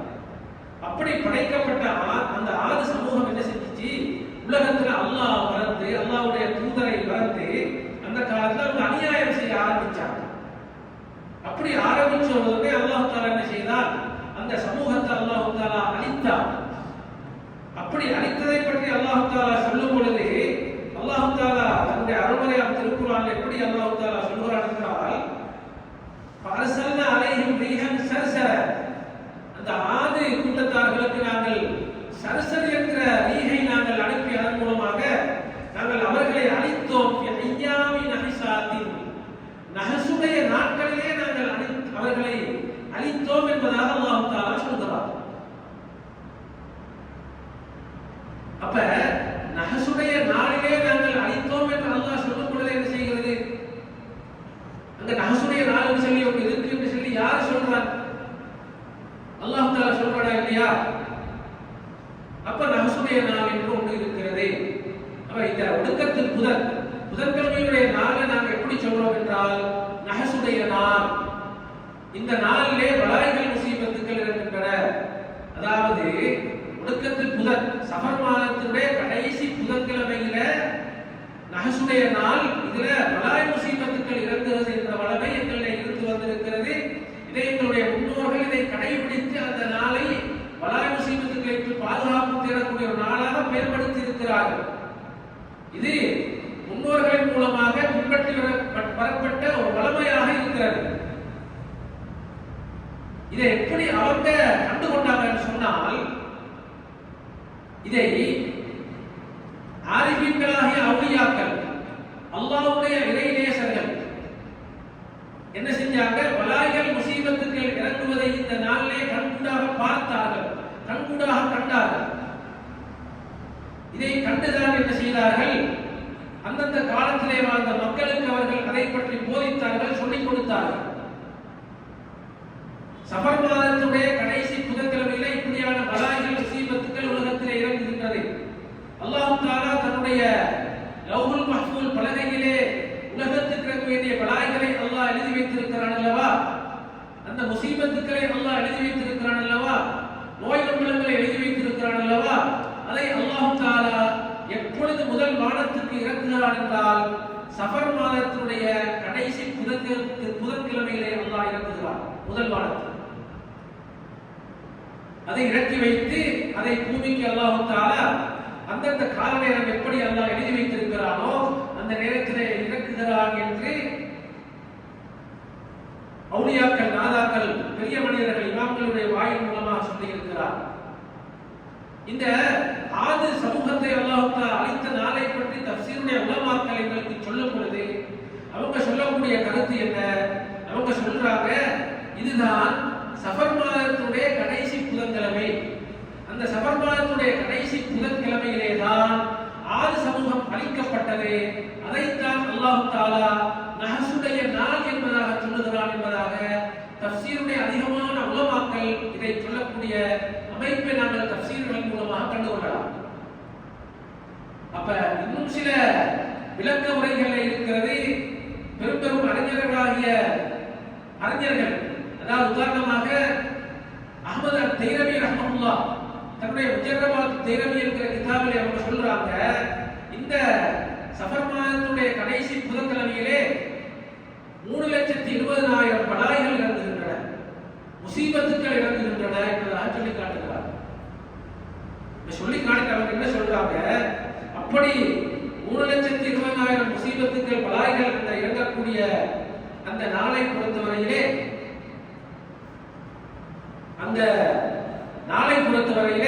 அந்த நாளிலே மக்கள் என்ன செய்ய வேண்டும் என்றால், மக்கள் அந்த முசீபத்துக்களை இறக்கி விடாமல் நாங்கள் பாதுகாப்பு தேட வேண்டும், நாங்கள் அல்லாஹ்விடத்திலே துஆக்கள் கேட்க வேண்டும், நாங்கள் சதகாக்கள் கொடுக்க வேண்டும். முந்தைய ஒரு காலத்துல எல்லாருக்கும் தெரியும், இப்பே சில நேரங்கள்ல என்ன செய்வாங்க, வயதானவர்கள் வீட்டில் என்ன செய்வாங்க, எங்களிடத்தை கேட்பாங்க, அல்லது கோல் பண்ணி கேட்பாங்க, இந்த நாளுக்கு அந்த இஸ்முகள் விதித்தாங்களே, இந்த நாளைக்குரிய இஸ்முகள் விதித்தாங்க, அதை குடிப்பதற்காக கேட்கக்கூடிய வளமை முன்னோர்களிடத்தை வயதானவர்களிடத்தில் இந்த இருக்கக்கூடிய ஒரு நடைமுறையை நாங்கள் காணலாம். ஏனென்றால் இது இளம் சமூகத்தினருக்கு தெரியாத ஒன்றாக இருக்கிறது. அது அப்ப எண்ணத்தை எழுதி அதுல என்ன செய்வாங்க, எழுதக்கூடிய வளமை இருந்தது என்றால் இந்த அறிஞர்களை எங்களுக்கு சொல்லி காட்டினாங்க. அதாவது இப்படியான ஆரிஃபீன்கள், அவுலியாக்கள், அல்லாஹ்வுடைய அந்த அதாவது ஒளிமார்களை பொறுத்தவரையிலே ஒளிமார்களுக்கு அல்லாஹ் கொடுத்திருக்கக்கூடிய தன்மை, நல்லதை கெட்டதை பார்க்கக்கூடிய தன்மை அவர்களுக்கு இருக்கிறது. உலகத்தில் நடக்கக்கூடிய நல்லதாக இருந்தாலும் சரி, கெட்டதாக இருந்தாலும் சரி, அனைத்தையும் பார்க்கக்கூடிய ஆற்றலை அல்லாஹ் அவர்களுடைய கண்ணுக்கு அல்லாஹ் வழங்கி இருக்கிறார். இந்த கண்ணின் மூலமாக ஆலமுல் மலக்கூத்தை பார்க்கக்கூடிய தன்மை இருக்கின்றன, மறைவான உலகத்தை பார்க்கக்கூடிய தன்மை இருக்கின்றன. அப்படி அவர்களுக்கு ஆலமுல் மலக்கூத்தை பார்க்கக்கூடிய தன்மை என்றால் அதாவது மலக்குமார்களை பார்க்கலாம். அதே போன்று ஒரு மனிதனை பார்த்தால் கூட அந்த மனிதன்ல அந்த ஒரு ஆளை பார்த்தா அவர் ஒரு சீதேவியான ஒரு மனிதரா அல்லது அவர் ஒரு மூதேவியான ஒரு ஆளா, அவர் எப்படிப்பட்ட ஒரு ஆள் என்பதை கூட அவர்கள் பார்த்துக் கொள்ள முடியும். அதே போன்று ஜின்கள், ஷைத்தான்களை எல்லாம் பார்க்கக்கூடிய ஆற்றல் உடையவர்களாக அல்லாஹ்வுடைய இறைநேசர்கள் இருப்பார்கள். அப்படிப்பட்ட அந்த இறைநேசர்களின் மூலமாக அவர்கள் தான் இதை கண்டு என்ன செய்தார்கள், அதை சொன்னார்கள். இப்படியான மலாய்கள் முசீபத்துக்கள் இறங்குகின்றன என்பதாக அல்லாஹ்வுடைய ரசூல் கண்மணி நாயகம் ஸல்லல்லாஹு அலைஹி வஸல்லம் சொன்னார்கள், வருடத்திலே ஒரு இரவு இருக்கின்றன, வருடத்திலே ஒரு நாள் இருக்கின்றன, அந்த நாளிலே மலாய்கள் முசீபத்துக்கள் இறங்குகின்றன. அப்படி இருக்கக்கூடிய அந்த நாளிலே அதாவது வபாய் என்பதாக ஸல்லல்லாஹு அலைஹி வஸல்லம் சொன்னாங்க. ஹதீஸ்ல எப்படி வருது, வபாய் முஸ்லிம் ஷரீஃபில் வரக்கூடிய ஹதீஸ், சாதாரணமான ஹதீஸ் அல்ல, முஸ்லிம் ஷரீஃபில் வரக்கூடிய ஹதீஸ். ஸல்லல்லாஹு அலைஹி வஸல்லம் சொன்னார்கள், ஃபிஸ்ஸரத்தி லைலத்துன், வருடத்திலே ஒரு இரவு இருக்கின்றன, அந்த இரவிலே யன்சிலுல் ஃபீஹல் வபா, யன்சிலு ஃபீஹா வபா, அதிலே வபா இறங்குகின்றன, தொற்று நோய்கள் இறங்குகின்றன. லா யமுரு பினாயின் லைஸ அலைஹி ரிதாவ், அந்த தொற்று நோய்கள் இறங்கி செல்லும் பொழுது எந்த பாத்திரங்கள் மூடப்படாத பாத்திரமாக இருக்கிறதோ அந்த பாத்திரத்திலே அந்த முசீபத்து இறங்குகிறது என்பதாக ஸல்லல்லாஹு அலைஹி வஸல்லம் சொன்னார். அதே போன்று எந்த தோல்பைகள் கட்டப்படாமல் இருக்கின்றதோ அதிலே அந்த முசீபத்து இறங்குகிறது என்பதாக ஸல்லல்லாஹு அலைஹி வஸல்லம் சொன்னார்கள். இந்த ஹதீஸ் முஸ்லிம் ஷரீஃபிலே இருக்கிறது. இதற்கு விளக்கம் தரக்கூடிய இமாம்கள் சொல்றாங்க, ஸல்லல்லாஹு அலைஹி வஸல்லம் குறிப்பிட்ட அந்த வருடத்திலே ஒரு நாள் என்று சொன்னார்களே, அது சஃபர் மாதத்தினுடைய கடைசி புதன்கிழமை என்பதாக சொல்லப்படுகிறது. எனவே இந்த நாளிலே முசீபத்துக்கள், பலாய்கள் இருக்கக்கூடிய நாள் என்பதை நாங்கள் முன்னோர்களுடைய வாயிலின் மூலமாக, இமாம்களின் வாயிலின் மூலமாக, அவர்கள் சொல்லித் தந்த நடைமுறையின் மூலமாக நாங்கள் அறிந்திருக்கிறோம். அப்ப அவங்க என்ன செய்வாங்க, இந்த முசீபத்திலே தங்களை பாதுகாத்துக் கொள்வதற்காக அல்லாஹ் தஆலா தன்னுடைய பெரும் உயர்ந்த படைப்புகளாகிய நபிமார்களுக்கு, அதே போன்று சித்திகீன்கள், சுஹதாக்களுக்கு வழங்கிய சலாம் என்ற அந்த சலாமத்தை குறிக்கக்கூடிய குர்ஆனுடைய ஆயத்துக்களை எழுதி அதை ஓதி அதன் மூலமாக அவர்கள் இந்த முசீபத்துக்களை பாதுகாப்பு பெறக்கூடிய ஒரு வளமை இருந்து வந்தது. சலாமுடைய 7 ஆயத்துக்களை அல்லாஹ் தஆலா தன்னுடைய அருமையான திருக்குர்ஆனிலே சொல்லி காட்டுகிறார். இந்த 7 ஆயத்துக்களையும் அவர்கள் என்ன செய்வாங்க, முன்னோர்கள் ஓதக்கூடியவர்களாக இருந்தால் அதை ஓதி பாதுகாப்பு தேடுவார்கள். அதை ஓத தெரியாதவர்களாக இருந்தால் அவங்க என்ன செய்வாங்க, அதை பெரும்பாலும் ஒரு காலத்தில் மரத்தினுடைய இலையிலே அல்லது பெரிய இலைகளிலே எழுதி என்ன செய்வாங்க, அதிலே ஒன்றை கரைத்து தானும் தன்னுடைய குடும்பத்தார்களும் குடிப்பதோடு மற்றதை வீட்டிலே வாயிலே தொங்க விடுவார். அப்படி தொங்க விட்டு அதன் மூலமாக அந்த வருடத்திலே எந்த விதமான பலாய்கள், முசீபத்துக்கள் என்னுடைய வீட்டை அணுகக்கூடாது என்று பாதுகாப்பு தேடிய வளமை இருந்து வந்தது. ஏனென்றால் சலாம் ஒரு சாதாரணமான ஒன்று அல்ல. சலாமுடைய 7 ஆயத்தில் இருக்கின்றன. சலாமுன் கௌலன் மின் ரப்பிர் ரஹீம், சலாமுன் அலா மூஸா வ ஹாரூன், சலாமுன் அலா இல்யாஸீன், சலாமுன் அலா நூஹ் ஃபில் ஆலமீன் என்று போன்று 7 ஆயத்துகள் குர்ஆன் அல்லாஹ் தஆலா சலாம் சலாம் சலாம் என்பதாக சொல்கிறார். இந்த சலாம் என்பதை பற்றி அல்லாமா இஸ்மாயில் பலூசி பலூசி ரஹ்மத்துல்லாஹி அலைஹி அவங்க தஃசீர் ரூஹுல் பயான்ல சொல்லும் பொழுது இந்த சலாம்ன்றது எப்படிப்பட்டதுன்னு சொன்னால் அல்லாஹ் தஆலா இந்த சலாமை ஏன் நபிமார்களுக்கு, சித்திகீன்களுக்கு, சுஹதாக்களுக்கு, சாலிஹீன்களுக்கு ஏன் வழங்கினான் என்றால் இந்த சலாம்ங்கிற ஒரு பெரிய பாதுகாப்பு கருவி. சலாம்ங்கிற பெரிய பெரிய ஒரு பாதுகாப்பு, மனிதனை பாதுகாக்கக்கூடிய ஒன்று என்பதாக குறிப்பிடுகிறார்கள். ஏனென்றால் அல்லாஹ் தஆலாவுடைய ராஜ படைப்புகள் தான் நபிமார்கள். இந்த நபிமார்கள் ரசூல்மார்களுக்கு அல்லாஹ் தஆலா சலாமை ஏன் வழங்கினான் என்றால் அவங்க சொல்றாங்க, சலாம் என்பது சாதாரண படைப்புகளுக்கா இல்லையா, மனிதர்கள்ல அதாவது நபிமார்களோடு கோபக்காரர்கள் நிறைய பேர் இருப்பாங்க. ஜின்கள், ஷைத்தான்கள்ல, ரூஹானிகள்ல, வேற வேற படைப்புகள்ல, வேற வேற மனிதர்களையும், முனாஃபிக்கீன்கள் மனிதர்களையும், கெட்ட மனிதர்கள் அப்படி நிறைய பேர்கள் இருக்கிறாங்க. இந்த எல்லா மனிதர்களிலிருந்தும் மனிதனை பாதுகாக்கக்கூடிய ஒன்று தான் சலாம். நபிமார்களுக்கு அல்லாஹ் வந்து நாங்கள் சலாவத் சொல்லும்போது எப்படி சொல்றோம்? அல்லாஹ்வுடைய ரசூல் ஸல்லல்லாஹு அலைஹி வஸல்லம் அஸ்ஸலாத்து வஸ்ஸலாமு அலைக யா சய்யிதி யா ரசூலல்லாஹ் அஸ்ஸலாத்து வஸ்ஸலாமு நாங்க சொல்றோம். அந்த மாதிரி அலைஹிஸ்ஸலாம் நபிமாருடைய பெயர்களை சொல்லும் பொழுது இப்ராஹிம் அலைஹிஸ்ஸலாம், நூஹ் அலைஹிஸ்ஸலாம் அவர்கள் மீது சலாம் உண்டாகட்டுமாக நாங்க சொல்றோம். இந்த சலாம் உண்டாகட்டுமாக நாங்க ஏன் சொல்றோம் என்றால் சலாம் என்பதை அல்லாஹ் தஆலா எல்லா கெடுதிகள்ல இருந்து, எல்லா முசீபத்துக்கள்ல இருந்து, எல்லா ஷர்றுகள்ல இருந்து, கெட்ட எல்லா படைப்புகளின் மூலமாக ஏற்படக்கூடிய கெடுதிகளில் இருந்து அல்லாஹ் தஆலா பாதுகாப்பதற்காகத்தான் நபிமார்களுக்கு, ரசூல்மார்களுக்கு அல்லாஹ் சலாமை வழங்கி அவர்களை சலாமத்தாக ஆக்கி இருக்கிறான் என்பதாக சொல்லி காட்டுகிறார். எங்களுக்கு தெரியும், இஸ்லாத்தில் ஒரு முக்கியமான சுன்னத் இருக்கிறது. யாராவது ஒரு மனிதன் இன்னொரு மனிதனை சந்தித்தால் அவர்களுக்கு தெரிஞ்ச ஆளாக இருந்தாலும் சரி, தெரியாத ஆளாக இருந்தாலும் சரி, நான் முதலாவது என்ன சொல்லணும்? அவர் பார்த்து சலாம் சொல்லணும். சலாத்துக்கு புத்தி கொள்ளணுமா இல்லையா? இஸ்லாத்துல நாங்க யாரை பார்த்தாலும் நாங்கள் அவர்களுக்கு சலாம் சொல்வது சுன்னத், சுன்னத்தான ஒரு நடைமுறை. அந்த சலாம் சொல்வதை அவர்கள் நாங்கள் தெரிஞ்சிருக்கணும், தெரியாத இருக்கணும்ங்கிறாங்க. சலாத்தை தெரிஞ்சாலாக இருந்தாலும் சரி, தெரியாதலாக இருந்தாலும் அவருக்கு நாங்கள் அஸ்ஸலாமு அலைக்கும் வரஹ்மத்துல்லாஹி வபரகாத்துஹு. ஏன் ஒரு மையவாடிக்கு நாங்கள் சென்றால் கூட, கபுருஸ்தானத்துக்கு சென்றால் கூட நாங்கள் அஸ்ஸலாமு அலைக்கும் யா தார கௌமில் முஃமினீன் அல்லது அஸ்ஸலாமு அலைக்கும் யா அஹ்லல் குபூர், கபர்வாசிகள் உங்களின் மீது சலாம் உண்டாகட்டுமாக, அல்லது முஃமின்களுடைய வீட்டை உடையவர்களே உங்களின் மீது சலாம் உண்டாகட்டுமாக என்று சொல்லி நாங்கள் சலாம் சொல்றோம் இல்லையா? ஏன் இப்படியான நடைமுறை இஸ்லாமியர்களுக்கு தந்திருக்கிறது? நாங்க ஒடுக்கத்துடைய நாள்ல இந்த சலாமுடைய 7 ஆயத்துக்களை நாங்க ஓதுறது, அல்லது அதை நாங்கள் பீங்கான்ல எழுதியோ அல்லது இலைகளில் எழுதியோ என்ற முன்னோர்கள் என்ன செஞ்சாங்க, சலாமுடைய ஆயத்துக்களை எழுதி நாங்கள் கரைத்து குடிக்கக்கூடிய வளமை இருந்தது. அதை இல்லாமல் போகிறது, அதை பற்றி நாங்கள் விலகிக் கொள்ளணும்னு வந்திருக்கிறோம். அதே நேரத்துல நாம் பொதுவாக சலாத்தை நாங்கள் எடுத்துக்கொண்டு அஸ்ஸலாமு அலைக்கும் வரஹ்மத்துல்லாஹி வபரகாத்துஹு இந்த வார்த்தையை பொறுத்து சுன்னத்தா இல்லையா? இதை நாங்கள் சொல்ற சுன்னத் இல்லையா? இஸ்லாமிய ஷரியத்து படி யாரை சந்தித்தாலும் முதலாவது சலாம் சொல்லணும், சுன்னத். ஏன் இதை வச்சு இஸ்லாம் தெரிஞ்சாக்கள் தெரியாதாக்கள் யாராக இருந்தாலும் சரி சலாம் சொல்லணும்னு சொல்லி ஏதோ கடமையை இஸ்லாம் உருவாக்கி வைத்திருக்கிறது. அந்த சலாத்துடைய சட்டம் என்ன? இஸ்லாத்துல சலாம் சொல்வது சுன்னத், ஆனா சலாத்துக்கு பதில் சொல்வது என்ன? வாஜிப். சலாம் சொல்வது சுன்னத்து, ஷரியத் சட்டம், ஆனால் சலாத்துக்கு பதில் சொல்வது வாஜிபு. ஏன் சலாத்துக்கு பதில் சொல்வதை அல்லாஹ் இஸ்லாமிய ஷரியா வாஜிபாக ஆக்கி இருக்கிறது?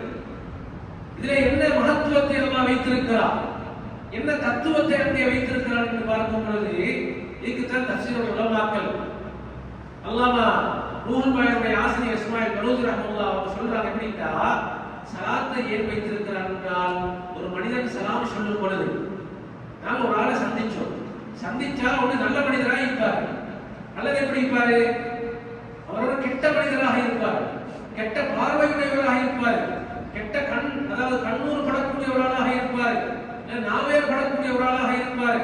அப்படி இருக்கிறா இல்லையா? இஸ்லாத்துல கண்ணூர் என்பது இருக்கிறது, நாங்கள் ஏற்றுக்கொண்டிருக்கோமா இல்லையா? எல்லாரும் கண்ணூர் என்பது இருக்கிறது, அது சரிபாடான ஒன்று. செவ்வினை என்பது ஒன்று, சிகர் என்பது ஒன்று இருக்கிறது. குர்ஆனே சொல்லிக் கொண்டிருக்கிறதா இல்லையா? அப்படி இந்த செவ்வினை, சிகரு, கண்ணூறு, நாவேர் எல்லாம் இஸ்லாத்துல இருக்கிறதை குர்ஆனே சொல்லிக் கொண்டிருக்கிறது. அந்த பாடத்தை நம்ம பார்க்க போனா அது பெரிய பாடமாக ஆகிடும். எங்களுக்கு அவசியம் கிடையாது. நேரம் இப்ப மௌலானா சொல்ற நேரம் முடிவடைந்து கொண்டு வருகிறது. அப்ப பாருங்க, கண்ணூர் என்பது ஒன்று இருக்கிறது. கண்ணூர் என்பதுன்னா இவ்வளவு கொடியது எங்களுக்கு தெரியுமா இல்லையா? இப்ப பாருங்க, கண்ணூரை பொறுத்தவரையில கண்ணூருக்கு கூட முன்னோர்கள் நல்ல நடைமுறை உண்டாக்கி வைத்திருந்தாங்க. ஏழூர்கள் இன்னைக்கு அது கூட இல்லை. அது என்ன பாருங்க, ஹதீஸ்ல வரக்கூடிய ஒரு சம்பவம், ஒரு ஹதீஸ் என்ன, ஒரு சஹாபி, 2 சஹாபிகள் குளிப்பதற்காக செல்கிறார்கள். சென்ற நேரத்தில் ஒரு சஹாபி அப்படியே திடீரென்று மயக்கம் போட்டு விழுந்துட்டார். தன்னுடைய ஆடைகளை குளிப்பதற்காக கலைந்தார்கள். கலைந்த நேரத்தில் என்ன செஞ்சாங்க, உடனே திடீர்னு மயக்கம் போட்டு விழுந்துட்டாங்க. அந்த சஹாபி உடனே செஞ்சாங்க, ஆளை தூக்கி கொண்டு கட்டி எழுப்பியெல்லாம் பார்த்தா ஒன்றும் இல்லை, கடைசியை தூக்கி கொண்டு சல்லாசத்தோடு ஓடி வராங்க. அந்த நேரம் சல்லாசலம் என்ன செஞ்சாங்க, அவங்க அந்த விழுந்து மயக்கம் போட்டு விழுந்த சஹாபி கொஞ்சம் அழகான உடல் வாகையுடைய ஒரு சஹாபி. சல்லாசலம் சொன்னாங்க, நீங்க என்ன நடந்துச்சு? இல்ல அல்லாஹ்வுடைய ரசூலே, இவரு குளிப்பதற்காக சென்று ஆடைகளை கலைஞ்ச நேரத்துல அவரை நல்ல அழகான உடல் வாக்கை உடையவரா இல்லவா, நல்ல அழகான ஒரு விஷயம் நான் பார்த்தேன். அவ்வளவு அந்த பார்த்த மாத்திரத்துல இவருடைய கண் அவருக்கு பட்டு உடனே செஞ்சிட்டாரு, மயங்கி விழுந்துட்டார். ஸல்லல்லாஹு அலைஹி வஸல்லம் சொன்னாங்க, உங்களுடைய உடலை கழுகி அந்த தண்ணீரால் அவரை கழுவுங்கள் என்றார். ஹதீஸ்ல வரக்கூடிய சப்ஜெக்ட். அதே போன்று அவருடைய உடலை கழுவி அதற்கு பின்னால இவங்களுடைய உடலை கழுகிய பொழுது இவர்கள் விழித்திருந்தாங்க. அப்ப ஒரு மனிதன் இன்னொரு ஆளை பார்த்து கண்ணூர் பட்டா என்ன செய்யும்? கண்ணூர் யார் பட்டாரோ அவர் தன்னுடைய உடம்பை கழுகி கொடுக்கணும், தன்னை கழுகி கொடுக்கணும், அவர் அதன் மூலமாக கழுவணும். அப்பதான் கண்ணூர் நீங்கும். இதை இதை செய்யணுமா? செய்ய முடியும் கண்ணூர்ல யார்ட்டையாவது நான் பேசி இப்படிதானப்பா, நீ என்ன கண்ணூர் பட்டிருக்கிறேன், நீ என்ன வந்தைகளோடு வந்தேன், நீ அப்படி கண்ணூர் பட்டை, அதனால எனக்கு இப்படி கண்ணூர் பட்டிருக்கு, அதனால என்ன செய்ய, நீ உன்னுடைய உடம்பக்கம் கழுகித்தா என்று சொன்னா என்ன செய்வாங்க? என்ன ஃபித்னாவா? முன்னோர்கள் நடைமுறை உருவாக்கினாங்க. பள்ளி வாசல் எல்லாம் ஹவுது கட்டினாங்க. அந்த காலத்துல வந்த ஷேகுமார்கள் என்ன செஞ்சாங்க? பள்ளி வாசல்ல ஹவுதுடைய நடைமுறை அறிமுகப்படுத்தினார்கள். ஹவுதை கட்டி வைத்தார்கள். இப்ப ஹவுதை என்ன செய்வாங்க? ஊரில் இருக்கக்கூடிய எல்லாரும் உதவு செய்வாங்க இல்லையா? தன்னுடைய கை கால் முகத்தெல்லாம் கழுவாங்க இல்லையா? அப்படி கழுவும் பொழுது அவங்களை கழுவிய தண்ணீர் அங்கே இருக்கிறதா அல்லவா? அப்ப அப்படி இருக்கும் பொழுது அப்ப கண்ணூர் யாரு பட்டாங்களோ, கண்ணூர் பட்ட ஆள் கழுவியாரு, அதே போல கண்ணூர் யாருக்கு பட்டதோ அவர் என்ன செய்யறாரு? தன்னுடைய கல்காலங்கள் என்ன செய்து ஆட்டோமேட்டிக்கா என்ன செய்யற? அந்த கண்ணூரை நீங்கி போகுது. இதற்காக நம்முடைய முன்னோர்கள் செய்யற ஹவுதுங்கிற நடைமுறை உருவாக்கினார். இந்த பள்ளிவாசல ஹவுதை கட்டி ஹவுதை சும்மா நாங்கள் மூடி என்ன செய்யறது? அதுல ஒன்றும் இல்லை, தண்ணி கிடையாது. ஹவுது பேரை கீக்கு, ஆனால் டப்ப போட்டு வச்சு பள்ளிவாசலை தப்பித்தான் வாங்கிக்கிறாங்க. முன்னோருடைய நடைமுறை எங்கே போனது பாருவாங்க. அவங்க எந்த ஒரு நடைமுறை அறிமுகப்படுத்தினாங்க, நாங்க இதை எங்கே இருக்கிறோம்? பள்ளிவாசல் ஹவுதிக்கா இது போன்றுதான் இந்த ஒடுக்கத்துவம் இல்லாமல் போனது. இல்லாமல் லேட்டஸ்ட் ஆயிட்டு அவங்க டப்ப போட்டு வச்சுக்கிறாங்க. டப்புல வாயை கொப்பளிச்சு துப்பின அடுத்த ஆளுக்கு தெரிக்குது. அவர் மூசணி ஒட்டிக்கிறாரு. ஒரு ஆள் வாயை கொப்பளிக்கும் பொழுது அதில் இருக்கக்கூடிய அந்த தண்ணீர், நஜீசான தண்ணீர் அடுத்த ஆளுடைய சாரத்துல காலில் தரிக்கிறது. அவர் காற்றோம் இல்லாத அப்படியே வந்து சொல்லுகிறார், தொலை கொடுமா. இந்த அந்த நடைமுறை தான் நாங்க செய்யறோம். இந்த ஹவுதுகள் எங்க போயிடுச்சு? கண்ணூருடைய சரியான ஹதீஸ்ல வரக்கூடிய நடைமுறை, ஹதீஸ் ஸல்லல்லாஹு அலைஹி வஸல்லம் சொன்ன முறையை நாங்கள் இதை செய்யறதுக்கு இல்லாமல் இன்னைக்கு ஹவுதுகள் எல்லாம் காய்ந்து கொண்டிருக்கின்றன. அதை பள்ளிகளை நாங்கள் கட்டாயம் கொண்டு வர வேண்டிய முக்கியமான ஒரு அமலாக நடைமுறையாக இருக்கிறது என்பதை நாங்கள் ஞாபகத்திலே கொள்வதோடு என்ன செஞ்சாங்க? சலாத்தை பொறுத்தவரையில சலாம் நாங்கள் ஒரு ஆளுக்கு நாங்கள் அஸ்ஸலாமு அலைக்கும் வரஹ்மத்துல்லாஹி வபரகாத்துஹு நாங்கள் சொன்னா நாங்கள் முதல்ல நாங்கள் என்ன சொல்றோம்? சலாம் உண்டா, உங்களின் மீது சாந்தி உண்டாவதாக, உங்களின் மீது இப்படி செல்றதாக சொன்னாங்க. ஒரு ஆளை சந்திச்சா முதல்ல நம்ம அவரை செய்யணும். சந்திச்சால் எப்படிப்பட்ட கெட்டாளாக இருந்தாலும் சரி, நாங்கள் சலாம் சொல்லிட்டா சலாம் சொல்ல சுண்ணத்தா இல்லையா? அவர் என்ன செய்யணும்? அவர் பதில் சொல்லி ஆகணுமா இல்லையா? பதில் சொல்ற வாஜிப். அப்ப அவர் என்ன செய்வாரு? வலைக்கும் ஸலாம் வரஹ்மத்துல்லாஹ், உங்களை மீதும் சாந்தி உண்டாகட்டுமாக அவர்களுக்கு துஆ செஞ்சா இப்ப உடனே கண்ணூரையில உடையுது. கண்ணூர் பாத்திலாகதா இல்லையா? அவர் கண்ணூர் பட வாய்ப்பு அவருக்கு சந்திச்ச உடனே சலாம் சொல்லுது. உங்களுக்கு துவா அவரை சந்திச்ச உடனே அந்த துவா செஞ்சா அவர் உடனே என்ன செய்யணும்? ஏன்னா முதல்ல கண்ணூர் பட்டு மேல பதிச்சில்லையா? சரி, அப்படியே அவர் கண்ணூர் பட்டா கூட உங்களின் மீதும் சாந்தி உண்டாகட்டுமாக சொன்னால் அவர் பட்ட கண்ணூர் அதை பாத்திலாக இல்லையா? அதை உடனே இல்லா போகுதா இல்லையா? அதுக்கு தான் இஸ்லாம் என்ன செய்தது? அவர் கண்ணூர் பட்டாலும் சரி, எங்களை பற்றி தீய எண்ணம் கொண்டாலும் சரி, எங்களை பற்றி தவறாக எண்ணினாலும் சரி, அந்த எண்ணிய எண்ணம் எல்லாம் அப்படியே பாத்திலாக அந்த இடத்துல ஆயிடுது. அதனால இஸ்லாம் எங்களுக்கு என்ன செய்து சலாம் சொல்வதை சுன்னத்தாகவும் பதில் சொல்வதை வாஜிபாகவும் ஆக்கி இருக்கிறது. ஒரு கபூர்ஸ்தானத்துக்கு போய்த்த அந்த மையவாடியில எத்தனை மனிதர்கள் நல்ல மனிதர்கள் அடக்கம் பண்ணிப்பாங்க? எல்லாரும் நல்ல மனிதர்கள் அடக்கம் பண்ணிப்பாங்களா? எல்லாரும் அவுலியாக்கள் அடக்கம் பண்ணிப்பாங்களா? எத்தனை பாவிகள் இருப்பார்கள், எத்தனை கெட்ட மனிதர்கள் அங்கே முனாஃபிக்கீன்கள் அடக்கப்பட்டு இருப்பார்கள், எத்தனையோ தீய சக்திகள் அங்கே வேலை செஞ்சு கொண்டிருக்கும். அப்ப என்ன செய்யறது? நபி அஸ்ஸலாமு அலைக்கும் யா அஹ்லல் குபூர், கபர்வாசியா உங்களை மீது சலாம் உண்டாகட்டுமாக சொன்னா ஹயாத்தோட இருக்கக்கூடிய ஆட்கள் மாதிரி எல்லாம் மௌத்தானாங்க. அவங்களுக்கு சட்டம் தெரியுமா இல்லையா? அங்க அதான் அனுபவிச்சு கொண்டிருக்கிறாங்க. அப்ப அவங்க என்ன செய்வாங்க? எந்த விதமான மறுப்பும் இல்லை, உடனே அவங்க பதில் செல்லணுமா இல்லையா? நாங்க சொல்ற சுன்னத்தானே. அவங்க என்ன செய்யணும்? எங்களுக்கு அவங்க பதில் வாலைக்கும் அஸ்ஸலாம் என்ற பதிலை அவங்க சொன்னா அதுக்கு பின்னால அவங்க யாருக்காவது எங்களுக்கு தீங்கு செய்யணுமா? அங்க இருக்கக்கூடிய தீய சக்திகள் யாருக்காவது எங்களுக்கு தீங்கு விளைவிக்க முடியுமா? அவங்க துவாச்சனை செஞ்சுட்டாங்க, மறுபடியும் எப்படி தீங்கு விளைவிக்கும் ஆரம்பத்தில்? அப்ப சலாம் என்பதை அப்படியான மகத்துவம் மிக்க ஒன்றாக அல்லாஹ் அமைத்து வைத்திருக்கிறார். அப்ப இந்த நடைமுறையத்தை முன்னோர்கள் என்ன செஞ்சாங்க? ஒடுக்கத்துடைய நாள் வந்தா அந்த நாள் என்ன செய்யணும்? குர்ஆன்ல வரக்கூடிய நபிமார்கள் சம்பந்தம் அல்லாஹ் தஆலா இறக்கி வைத்த சலாம் என்ற அந்த 7 ஆயத்துக்கள், சலாம் சலாம் என்று சொல்லக்கூடிய சலாம் என்ற சொல் இடம்பெறக்கூடிய அந்த நபிமார்களோடு சம்பந்தப்படுத்தி அல்லாஹ் சொன்ன அந்த வார்த்தைகளை நாங்கள் ஓதிவதன் மூலமாக நாங்கள் அல்லாஹ்விடத்தில் எங்களை பாதுகாத்துக் கொள்வது வலாய்கள் முசீபத்துக்களை விட்டு. அப்படி எங்களுக்கு ஓத தெரியாதா? அந்தந்த மஹல்லாவில் இருக்கக்கூடிய அறிஞர்களிடத்துல ஆலிம்களிடத்தில் நாங்கள் சென்று இந்த சலாமுடைய 7 ஆயத்தை வெளித்தர சொல்லி நாங்கள் வாங்கி அதன் மூலமாக நாங்கள் என்ன செய்வது? அதை நாங்கள் குடிப்பதன் மூலமாக நாங்கள் எங்களை நாங்கள் பாதுகாத்துக் கொள்வது என்ற நடைமுறைகள் முன்னோர்கள் உண்டாக்கி வைத்தனர். இஸ்மராக பிளேட்ல எழுதி கொடுக்க முடியுமா, கொடுக்க இயலுமான்னு சொன்னால் அதுக்கு இஸ்லாம் நிறைய ஆதாரத்தை ஓதி பார்க்க இயலுமா, ஓதி பார்க்க முடியாதாங்க அதுக்கு நிறைய இஸ்லாம் ஆதாரங்களை சொல்லிக் கொண்டிருக்கிற. ஸல்லல்லாஹு அலைஹி வஸல்லம் அஸ்மா ரலியல்லாஹு வீட்டுக்கு போனாங்க. சஹீஹான ஹதீஸ், பிள்ளைகளை பார்த்து பிள்ளைகள் நிராங்கி பெய்து வெளித்திருக்கின்றன.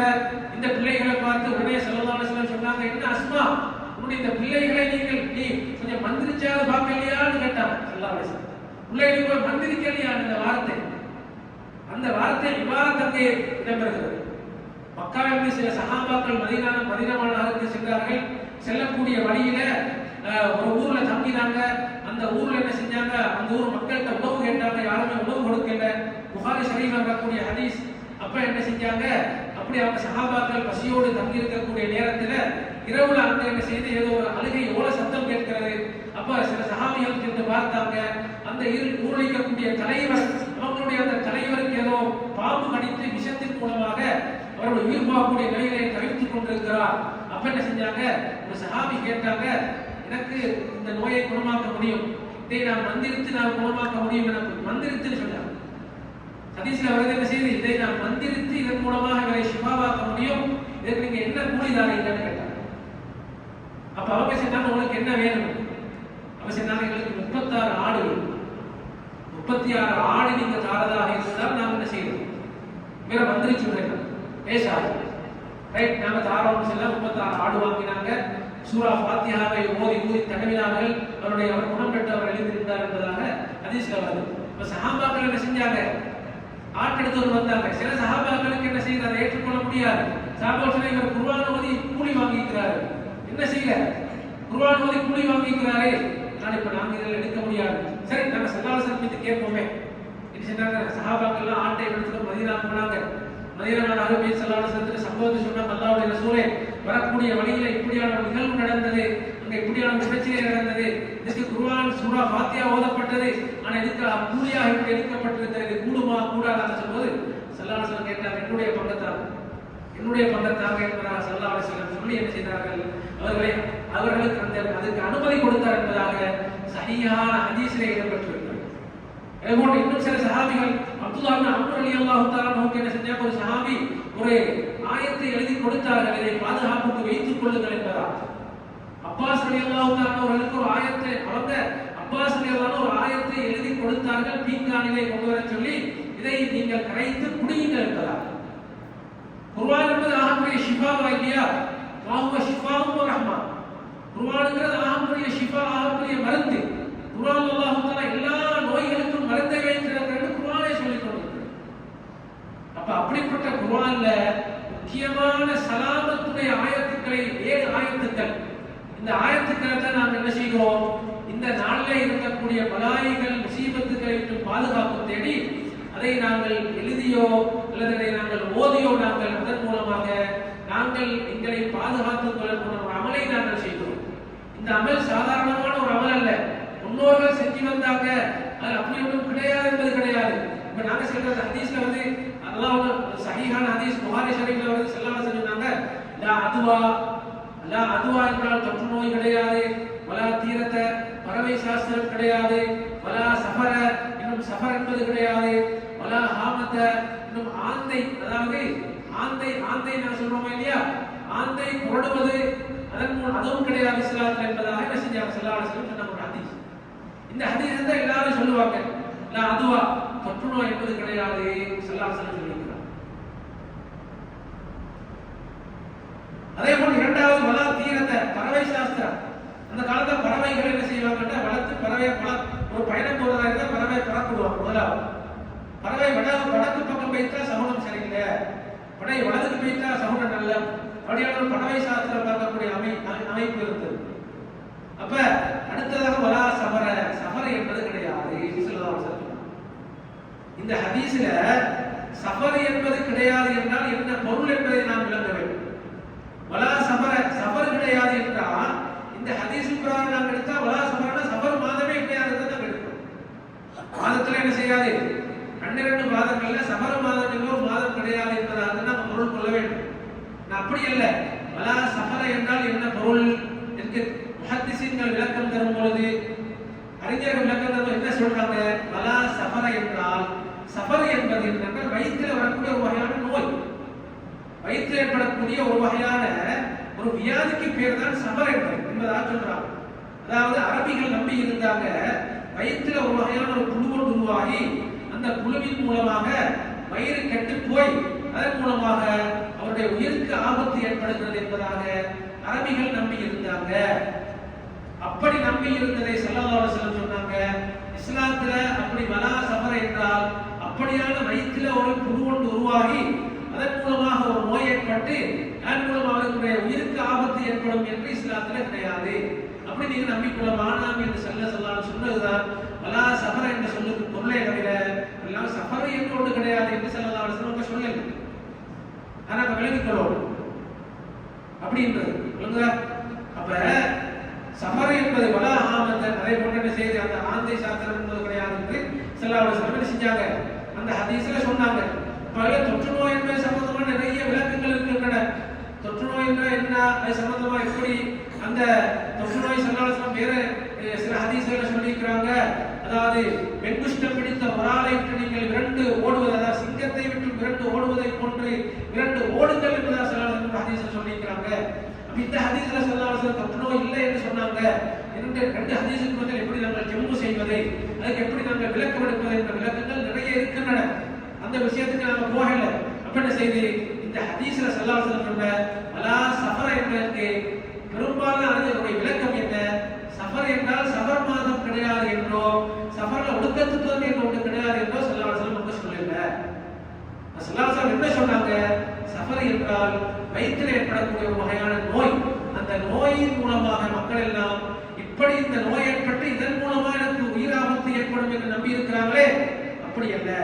அல்லாஹ்வுடைய நாட்டம் இருந்தால் தான் அந்த நோய் உனக்கு அசர் செய்யுமே தவிர அல்லாஹ்வுடைய நாட்டம் இல்லை என்றால் உனக்கு ஒன்றும் செய்யாது என்பதைத்தான் ஸல்லல்லாஹு அலைஹி வஸல்லம் இந்த ஹதீஸ்ல சொன்னாங்க என்பது அறிஞருடைய விளக்கம் என்பதை நாம் விளங்கிக் கொள்வதோடு, அடுத்ததாக 3,20,000 பலாய்கள் இந்த இரவிலே இறங்குகிறது என்று ஸல்லல்லாஹு பலாய்களும் முசீபத்துக்களும் உலகத்தில் இறங்கினாலும் அல்லாஹ்வுடைய நாட்டம் இல்லாமல் அது எதுவுமே எங்களுக்கு என்ன செய்யாது, அது அசரளிக்காது என்பதை நாங்கள் விளங்கிக் கொள்ள வேண்டும். அதன் மூலமாக யாருக்கும் எந்த விதமான பாதிப்பும் அல்லாஹ்வுடைய நாட்டம் சம்பந்தப்படாமல் அதை என்ன செய்யாது, இறங்கக்கூடிய எந்த பலாய்க்கும் எந்த சக்தியும் கிடையாது, எந்த நோய்க்கும் எந்த சக்தியும் கிடையாது. அல்லாஹ் தஆலாவுடைய நாட்டம் சம்பந்தப்படாமல் என்பதை நாங்கள் விளங்கிக் கொள்வதோடு, ஆனாலும் அப்படியான ஒரு முசீபத்து வரும் பொழுது நாங்கள் என்ன செய்கிறோம், பொதுவாக நல்ல நாட்கள், அதாவது லைலத்துல் கத்ருடைய இரவுல நாங்கள் என்ன செய்கிறோம், அல்லாஹ்வுடைய ரஹ்மத் இறங்குகிறது என்று நாங்கள் துஆ கேட்கிறோமா இல்லையா, ரஹ்மத்தை ஆதரவு வைக்கிறோமா இல்லையா, அல்லாஹ் தஆலாவுடைய மற்ற நல்ல நாட்கள்ல நல்ல இரவுகள்ல நாங்கள் எப்படி அந்த இரவு ஹயாத்தாக்கி நாங்கள் எப்படி அல்லாஹ்வை நெருங்கி அல்லாஹ்விடத்தில் நாங்கள் துஆக்கள் கேட்கிறோமோ, அதே போன்று பலாய்கள் முசீபத்து என்று இறங்கி இருக்கிறது. பெரும்பாலும் முந்தைய சமூகத்தினர்கள் அழிக்கப்பட்ட நாட்களை எல்லாம் நாங்கள் ஆராய்ந்து பார்க்கிறோம். தஃப்சீர் உலமாக்கள் சொல்லக்கூடிய விளக்கங்களை பார்க்கும் பொழுது அல்லாஹ் தஆலா பலாய்களை முசீபத்துக்களை அவர்களுக்கு இறக்கி வைத்து அளித்தனால் இந்த புதன்கிழமையாக இருக்கிறது, அதுவும் சஃபர் மாதத்துடைய கடைசி புதன்கிழமை என்பதாக அதை இஸ்லாம் எங்களுக்கு நிரூபித்து காட்டிக் கொண்டிருக்கிறது. ஆகவே அப்படிப்பட்ட நாளிலே இறங்கக்கூடிய முசீபத்தை விட்டு நாங்கள் எங்களை பாதுகாத்துக் கொள்வதற்காக இந்த நடைமுறையை செய்யக்கூடியது எங்களுக்கு எங்களுடைய முன்னோர்கள் பாலையடி வாழையாக காண்பித்து தந்திருக்கிறார்கள், அதை செய்து காட்டியிருக்கிறார்கள்.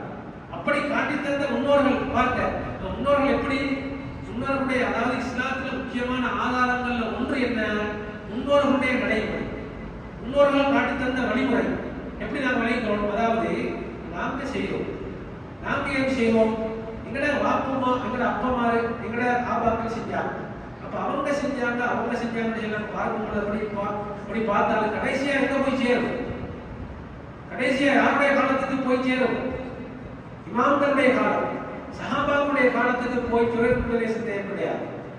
அப்ப அப்படிப்பட்ட அந்த நடைமுறையை தான் நாங்கள் பின்பற்றுகிறோமே தவிர நாங்கள் இஸ்லாம் சொல்லாத, இஸ்லாத்துல இல்லாத ஒரு வழிமுறையை நாங்கள் பின்பற்றவில்லை.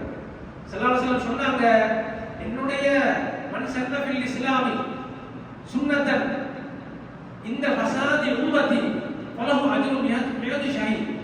அப்ப இஸ்லாத்துல என்னுடைய உம்மத்துமார்கள் எல்லாம் என்னுடைய ஃபஸாதா இருக்கக்கூடிய காலத்துல, என்னுடைய சுன்னத்துக்கள் எல்லாம் ஃபஸாதா இருக்கக்கூடிய இந்த காலத்துல யாராவது என்னுடைய ஒரு நடைமுறை, இது சுன்னத்தில் சொல்ல பரலுக்கு மாத்தமான சுன்னத்தை நாம் விளைக்கொள்ளக்கூடாது, ஒரு நடைமுறையை யாரும் ஹயாத்தாக்கினான்னு சொன்னால் அவருக்கு 100 ஷஹீதுகளுடைய நன்மை இருக்கிறது என்று ஸல்லல்லாஹு அலைஹி வஸல்லம் சொன்னார்.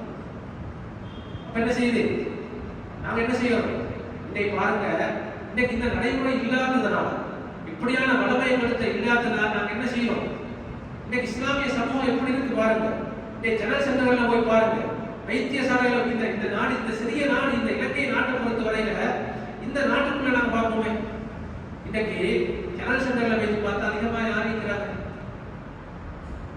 அந்நிய சமூகமாக இருக்கிறாங்க, யார் இருக்கிறாங்க அதிகமாக. என்ன செய்யறோம், ஒற்றமான போய் பார்த்து என்ன செய்யுது, புது புது நோய்கள், என்ன நோயின்றே கண்டுபிடிக்க முடியாத நோய்கள். சிலாக்கள் அந்த காலத்துல வைத்தியர்களுக்கு வைத்து ஏதோ ஒரு மாத்திரையை கொடுத்தோம், அதோட அவருக்கு வைத்தியர்கள் லேசி. ஆனா இப்ப அப்படி அல்ல, டாக்டர் வைத்து அந்த டெஸ்ட் இந்த டெஸ்ட் அதை எல்லாம் சொல்லி பார்த்து டாக்டர் மாதிரி கிட்டத்தட்ட 6 மாசம் செக் பண்ணுறோம் என்ன நோய்க்கு கண்டுபிடிக்க. கடைசி 7வது கட்டத்தில் என்ன செய்யுது, அவருக்கு ஏதோ அவருக்கு அல்லாஹ் காப்பாற்று கேன்சர் வந்துருக்கு, ஏதோ அவங்க சொல்லி முடிப்பாங்க கை, அவ்வளவு. இன்னைக்கு இல்லையா, இன்னைக்கு நாங்கள் என்ன செய்யறோம், இன்னைக்கு ஒரு வீட்டில் பாருங்க எப்படி எத்தனை நோய் மக்கள், எத்தனை நோயாளிகள், எத்தனை முசீபத்துக்கள் முடியுதா இல்லை, ஏன் இன்னொருடைய நடைமுறையை நாங்கள் இல்லாமல் ஆக்கிவிட்டோம். அந்த காலத்துல மகரிபானா என்ன செய்வாங்க, மகரிபானா சாம்பிராணி போடுவாங்க, குர்ஆன் ஓதுவாங்க, சாம்பிராணி போடுறா அப்படி ஒரு இஸ்லாத்தை காணுவாங்க. இன்னைக்கு மகரிபானா எல்லாம் கையில போன், இல்லைன்னா போன் எடுத்து என்ன செய்ய நெட்ல அவங்க போன்ல தான் வேலை எல்லாம் அமுக்கி என்ன செய்வாங்க, ஒவ்வொரு துணியாவும் பேச்சு பண்ணிப்பாங்க. பிள்ளைகள் எல்லாம் வீட்டுல உமா கூப்பிட்டாலும் தெரியாது, பாப்பா வாரதும் தெரியாது, பாப்பாவுக்கு மரியாதையும் கிடையாது, காலுக்கு மேல காலப்பாட்டோட என்ன செய்யுது, போன்ல தான் நாங்க இருக்கிறோம் இந்த காலத்துல. ஆனா அந்த காலம் எப்படி, அந்த காலத்துல என்ன செஞ்சாங்க, வேலைக்கு போய்த்த கணவன் வரும் வரைக்கும் மனைவி வீட்டில் எதிர்பார்த்து கொண்டிருப்பாங்க. மகரிபானா என்ன செய்ய சிரட்டைகளை பத்த வச்சு ஏதோ தணல்களை உருவாக்கி அதில் என்ன செய்ய சாம்பிராணி போட்டு வீட்டுக்கு எல்லாம் ஃபுல்லா சாம்பிராணி போட்டு இதை ஹதீஸ செய்யறாங்க. ஸல்லல்லாஹு அலைஹி வஸல்லம் சொன்னாங்க, மகரிபுடைய நேரமானால் கதவுகளை அடைத்து வையுங்கள். கெட்ட தீய சக்திகள் பூமியிலே இருந்து வெளியாகிறது. சிறிய பிள்ளைகளை நீங்கள் வெளியே கொண்டு போக வேண்டாம் என்ற ஹதீஸ். நாம் என்ன செய்யறோம்? பிள்ளைகளை வெளியே போனதை பத்தி கணக்கும் இல்லை. கதவை திறந்து வச்சு நாங்கள் என்ன செய்யறோம்? போன முக்கிய பத்தியது. ஒரு பக்கத்தை உமா போன முக்கிறது, இன்னொரு பக்கத்தை மகள் போன முக்கிறது. யாரு? 4 பிள்ளை 4 பேரும் போன நமக்கு முக்கிய நாங்கள் நோண்டி நோண்டி வெளியே துணியாவுடைய விஷயங்களை, துணவுடைய ஆசாபாசங்களை நாங்கள் அங்கே பார்த்து கொண்டிருக்கிறோம். அந்த நடைமுறை இருக்கிறதா? அந்த வளமை இருக்கிறதா என்கிட்ட? அந்த வளமைகள் நாங்கள் எங்கே நாங்கள் துளைத்து விட்டோம்? நாங்கள் அனைத்தையும் நாங்கள் அது இல்லை, இஸ்லாத்துல அப்படி இல்லை, இப்படி இல்லை, அது இல்லை, இது இல்லைன்னு சொல்லி நாங்கள் சொல்லி சொல்லி சொல்லி எல்லாத்தையும் இல்லாம நாங்கள் என்ன செய்வோம்? ஒன்றும் இல்லாதவர்களாக நாங்கள் ஒரு சுகதேகி, அதாவது நோயாளர்களாக நாங்கள் வாழ்ந்து கொண்டிருக்கிறோம். சிறிய வயதுடையவர்களை பார்த்தா இங்க காகிதத்துக்கு நோய், பல பிரச்சனைகள். அந்த காலத்துல ஒரு வயசாளி ஒண்ணு பார்க்கணும், நோயாளி ஒண்ணு பார்க்கணும். நாங்க எப்படி பார்க்கணும்? வயசாளி ஒன்றாயிருக்கணும், அவருக்கு தான் சொல்ல கால் வலி கை வலி. இன்னைக்கு பார்த்தா சிறிய 18-20 வயது வாலிபர் வந்து பள்ளிவாசல உட்கார்ந்து வர்றார் முதுவத்து. ஏன்? அவரு கால் மணிக்கு முட்டை கால வருத்தம், முதுகுல வலி, காலையில எலும்பேரா ஈக்கா இல்லையா? இதெல்லாம் என்னென்றால் நாங்க எங்களுடைய முன்னோர்கள் காட்டி தந்த இஸ்லாமிய நடைமுறையை நாங்கள் உழுதோண்டி புதைத்து விட்டு அப்படி ஒன்றுமே கிடையாது, அப்படி ஒன்றும் இஸ்லாம் அல்ல என்பதாக புதிய நவீனவாதிகள் சொல்லக்கூடிய யூதர்களுடைய கருத்தை அடிப்படையாக கொண்டு சொல்லக்கூடிய இஸ்லாத்தை நாங்கள் பின்பற்றியதனால ஏற்பட்ட விளைவு என்பதை நாம் மனதிலே கொள்ள வேண்டும். எங்களை ஷேகுமார்கள், ஆரிஃபீன்கள், பெரிய மனிதர்கள் என்ன செஞ்சாங்கட்டா, இந்த இரவு வந்தா என்ன செய்வாங்க? 4 ரக்காத் சுன்னத் சொல்லுவாங்க. சமர்மாதத்துடைய ஒடுக்கத்துக்கு இரவுல 4 ரக்காத் சுன்னத் சொல்லுவாங்க. அந்த 4 ரக்காத்துக்குள்ள எப்படின்னா, முதலாவது ஃபாத்திஹா சூரா ஓதும், இரண்டாவது இன்னா அத்தைனா கல் கௌசர் சூரா இருக்கிறது அல்லவா, அதை 17 தடவை ஒரு ரக்காத்தில் ஓதுவார்கள். அடுத்ததாக சூரத்துல் இக்லாஸை 5 முறை ஓதுவார்கள். அடுத்ததாக குல்லாவது பிரபின் நாஸ், குல்லாவது பிரபின் ஃபலக் ஆகிய மௌஃபிதத்தை 2 சூறாக்களை ஒவ்வொரு தடவை ஓதுவாங்க. ஓதி என்ன செய்வாங்க? 4 ரக்காத்துல இதே மாதிரி முதல் ரக்காத்துல ஃபாத்திஹா சூராவுக்கு பின்னால 17 முறை இன்னா அத்தைனா சூரா, 5 முறை சூரத்துல் இக்லாஸ், ஒரு முறை மௌஃபிதத்தை ஃபாத்திஹா குல்லாவது பிரபின் நாஸ், குல்லாவது பிரபின் ஃபலக், அப்படி 4 ரக்காத் தொழக்கூடிய வளமை இருக்கிறது. எங்களோட ஷேகுமார்கள் சொல்வதை நாங்கள் பார்த்திருக்கிறோம். அவங்க என்ன செய்வாங்க? அவங்க அப்படி தொழுது முடித்து விட்டு என்ன செய்வாங்க என்றால், அவங்க அப்படியே என்ன செய்வாங்க? துவா கேட்பாங்க. அன்றைய நாளில் இறங்கக்கூடிய மலாய்கள், முசீபத்துக்களை விட்டும், ஆபத்துக்கள், நோய் நம்பலங்கள் என்னென்ன இறந்ததோ அதை விட்டு எங்களை புள்ள குட்டிகளை, எங்களோட குடும்பத்தை, அப்பாவிகளை, நல்ல மனிதர்களை பாதுகாப்பு என்று சொல்லி துவாக்கக்கூடிய வளமை இருந்தது. அப்படி செஞ்சுட்டு தான் என்ன செய்வாங்க? காலை சுபஹுடைய நேரத்தில் அந்த சலாமுடைய 7 ஆயத்துக்களை எழுதி அதை கரைத்து குடிப்பதோடு பிள்ளைகளுக்கும் குடிக்க கொடுப்பார்கள். அன்றைய நாளில் குளிப்பாங்க, கட்டாயம் குளிப்பாங்க. புதன்கிழமையில என்ன செய்வாங்க? பொதுவாகவே புதன்கிழமை என்பது குளிப்பதற்கு நல்ல நாள், சுத்தத்தான நாள். ஏன்னா இன்னொரு ஹதீஸ்ல வருது, சுவர்க்கத்துடைய தண்ணீரும் உலகத்துடைய தண்ணீரும் ஒன்றாக கலக்கக்கூடிய நாள் புதன்கிழமை என்பதா. புதன்கிழமையில நல்ல பகுதி இன்னொன்று இருக்கு. அதாவது ஸல்லல்லாஹு அலைஹி வஸல்லம் என்ன செஞ்சாங்க? ஒரு நாள் துவா கேட்டாங்க. 3 நாள் ஹந்தக் போர் நடக்கக்கூடிய நேரத்தில் 3 நாள் துவா கேட்டார்கள். திங்கள் துவா கேட்டார்கள், செவ்வாய் துவா கேட்டாங்க. புதன்கிழமை ஸல்லல்லாஹு அலைஹி வஸல்லத்துடைய துவா அங்கீகரிக்கப்பட்டு ஸல்லல்லாஹு அலைஹி வஸல்லம் என்ன செஞ்சாங்க? வெற்றி பெற்றாங்க. அப்ப ஸல்லல்லாஹு அலைஹி வஸல்லத்துடைய அந்த புதன்கிழமையில பகல் அசருக்கும் துஹருடைய தொழுகைக்கும் அசர் தொழுகைக்கும் துவா அங்கீகரிக்கப்பட்டது என்று சொல்லி ஹதீஸ்ல வருது. அந்த ஹதீஸை ஜாபிர் ரலியல்லாஹு அன்ஹு சொல்லுவாங்க, நான் வளமையா எனக்கு ஏதாவது தேவைகள் ஏற்பட்டால், என்ன பிரச்சனை வந்தாலும் ஸல்லல்லாஹு அலைஹி வஸல்லம் என்ற துஆ அங்கீகரிக்கப்பட்ட அந்த நேரத்தை நான் மையமாக வைத்து நான் அந்த நேரத்தில் துஆ கேட்பேன். என்னுடைய துஆ நிச்சயமாக அங்கீகரிக்கப்பட்டது என்பதாக ஜாபிர் ரலியல்லாஹு சொன்னார். அப்படி ஒன்று இருக்கு. புதன்கிழமையை பொறுத்தவரையில மதரசாக்கள் எப்ப பாடம் ஆரம்பிப்பது? ஒரு அறிவு சம்பந்தமான எந்த ஒரு விஷயமாக இருந்தாலும் சரி, அதை ஆரம்பிப்பதற்கு 7 நாட்கள்ல கிழமையில் ஆகவே சிறந்த நாள் புதன்கிழமை. உங்களுக்கு நான் குர்ஆன் ஓதி கொடுக்கிறதா இருந்தால் அல்லது கல்வி சம்பந்தமான விஷயமாக இருந்தால் மதரசாக்கள்ல ஒரு பாடம் ஆரம்பிப்பதாக எப்ப ஆரம்பிப்பாங்கன்னா புதன்கிழமை தான் ஆரம்பிப்பாங்க. என்றால் புதன்கிழமை அப்படியான இல்மோடு சம்பந்தப்பட்ட அறிவோடு சம்பந்தப்பட்ட ஒரு விஷயத்தை நாங்கள் செய்தால் நிச்சயமாக பரிபூர்ணப்படுத்தப்படும் என்பதாக இருக்கிறது. அதே போன்று இன்னொரு ஹதீஸில் இன்னொரு சப்ஜெக்ட் வந்திருக்கு அப்படின்னு சொன்னால், யாராவது ஒரு ஆள் ஒரு பிள்ளை பிறந்தால் அந்த பிள்ளையுடைய தலையை தொடர்ந்து 40 புதன்கிழமைக்கு இறக்கி வருவாரானால் அந்த பிள்ளை ஒரு பெரிய அறிஞராக, பெரிய ஒரு ஆலிமாக ஆகுவார் என்ற நடைமுறை இருக்கிறது. அப்ப அல்லாமா ஆலிமுல் அரூஸ் மாப்புல்லை போய் ஆரம்பிச்சா அப்படின்னு சொல்லிட்டு இந்த இந்தியாவோட அந்த காலத்துல இருந்த பெரிய மாபெரும் பெரிய அஷ்ரமிஷுவரான அறிஞர். நாங்க மௌனத்துகள் போதுறோம் இல்லையா, இந்த மௌனத்துகளை கோர்வை செஞ்சவங்க அவங்க. நான் படிச்சக்கூடிய நிறைய மௌனத்துகளுடைய வைத்தியர்கள் கோர்வை செஞ்சவங்க யாரு? அல்லாமா ஆலிமுல் அரூஸ் மாப்புல்லை போய் ஆரம்பிப்பாங்க. அவங்க அந்த காலத்துல அவங்களுடைய தகப்பனர் அப்படி செஞ்சாங்க.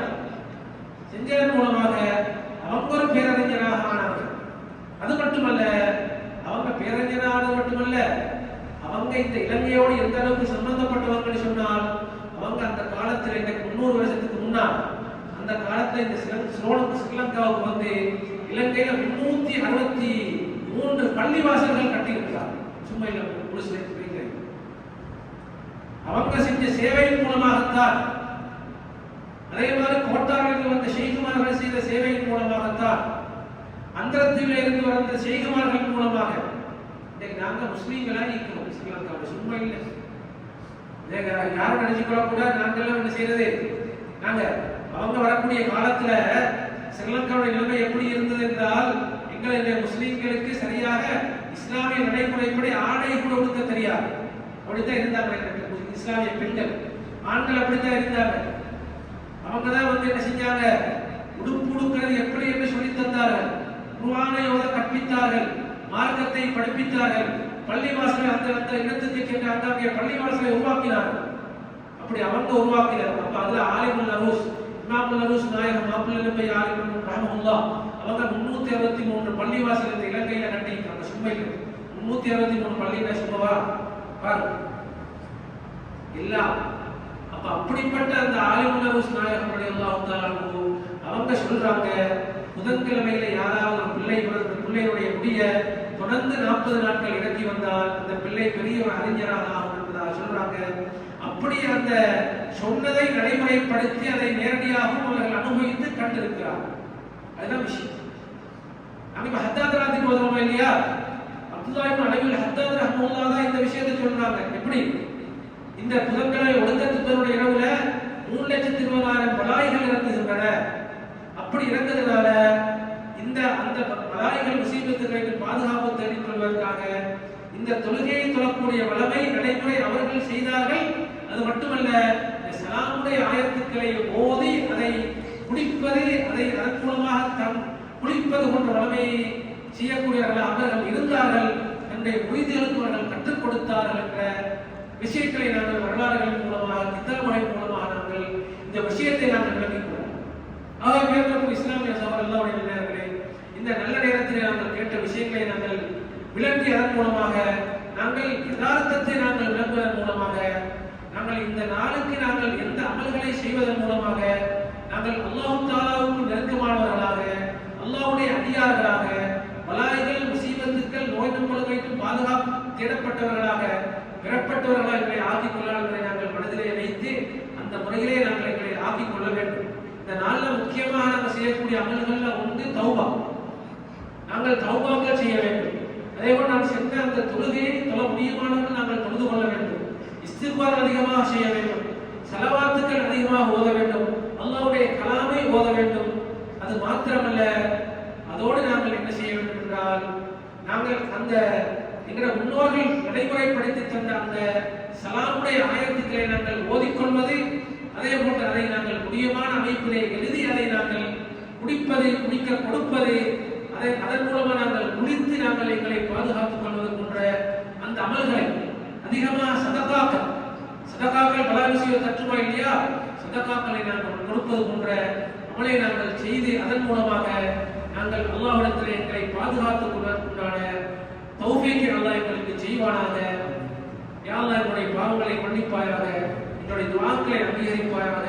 எல்லா விதமான பலாய்கள், முசீபத்துக்கள், ஆபத்துக்கள், நோய் நொம்பல்களுக்கும் யா அல்லாஹ் எங்களை சார்ந்தவரையும் பாதுகாப்பாயாக.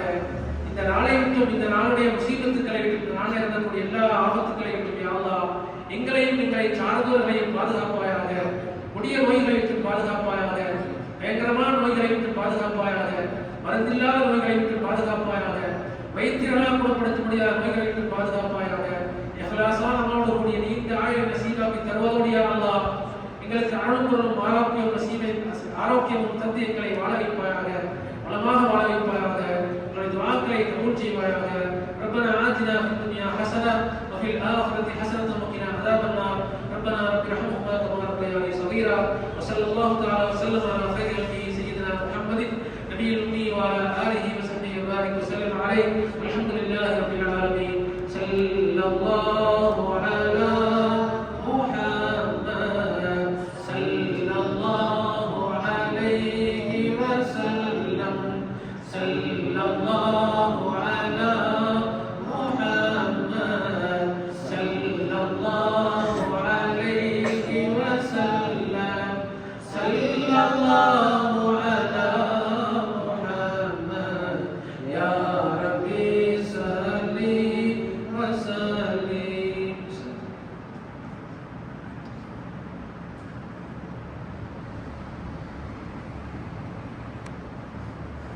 அஸ்ஸலாமு அலைக்கும் வரஹ்மத்துல்லாஹி வபரகாத்துஹு. எங்களுடைய அழைப்பை ஏற்று இந்த இடத்துக்கு வந்து சிறப்பான முறையிலே கொடுக்கப்பட்டதனை பற்றியும் அந்த நாளிலே நாங்கள் செய்ய வேண்டிய விடயங்கள், எமக்கு முன்னோர்கள் காட்டி தந்த விடயங்களை எல்லாம் சிறந்த முறையிலே எமக்கு நிகழ்த்தி தந்த கண்டி குழுவர மஜ்லிஸுல் உலமா உறுப்பினரும் மற்றும் ஜெலியோயா படிப்பெட்டியில் நடைபெற்று வரக்கூடிய மதரசத்துல் மின்ஹாஜியா அரபு கல்லூரியின் முன்னாள் அதிபருமான அல்-உஸ்தாத் மௌலவி முஹம்மது முபாரக் மின்ஹாஜி அரூசி ஃபலகி அவர்களுக்கு நிர்வாக மற்றும்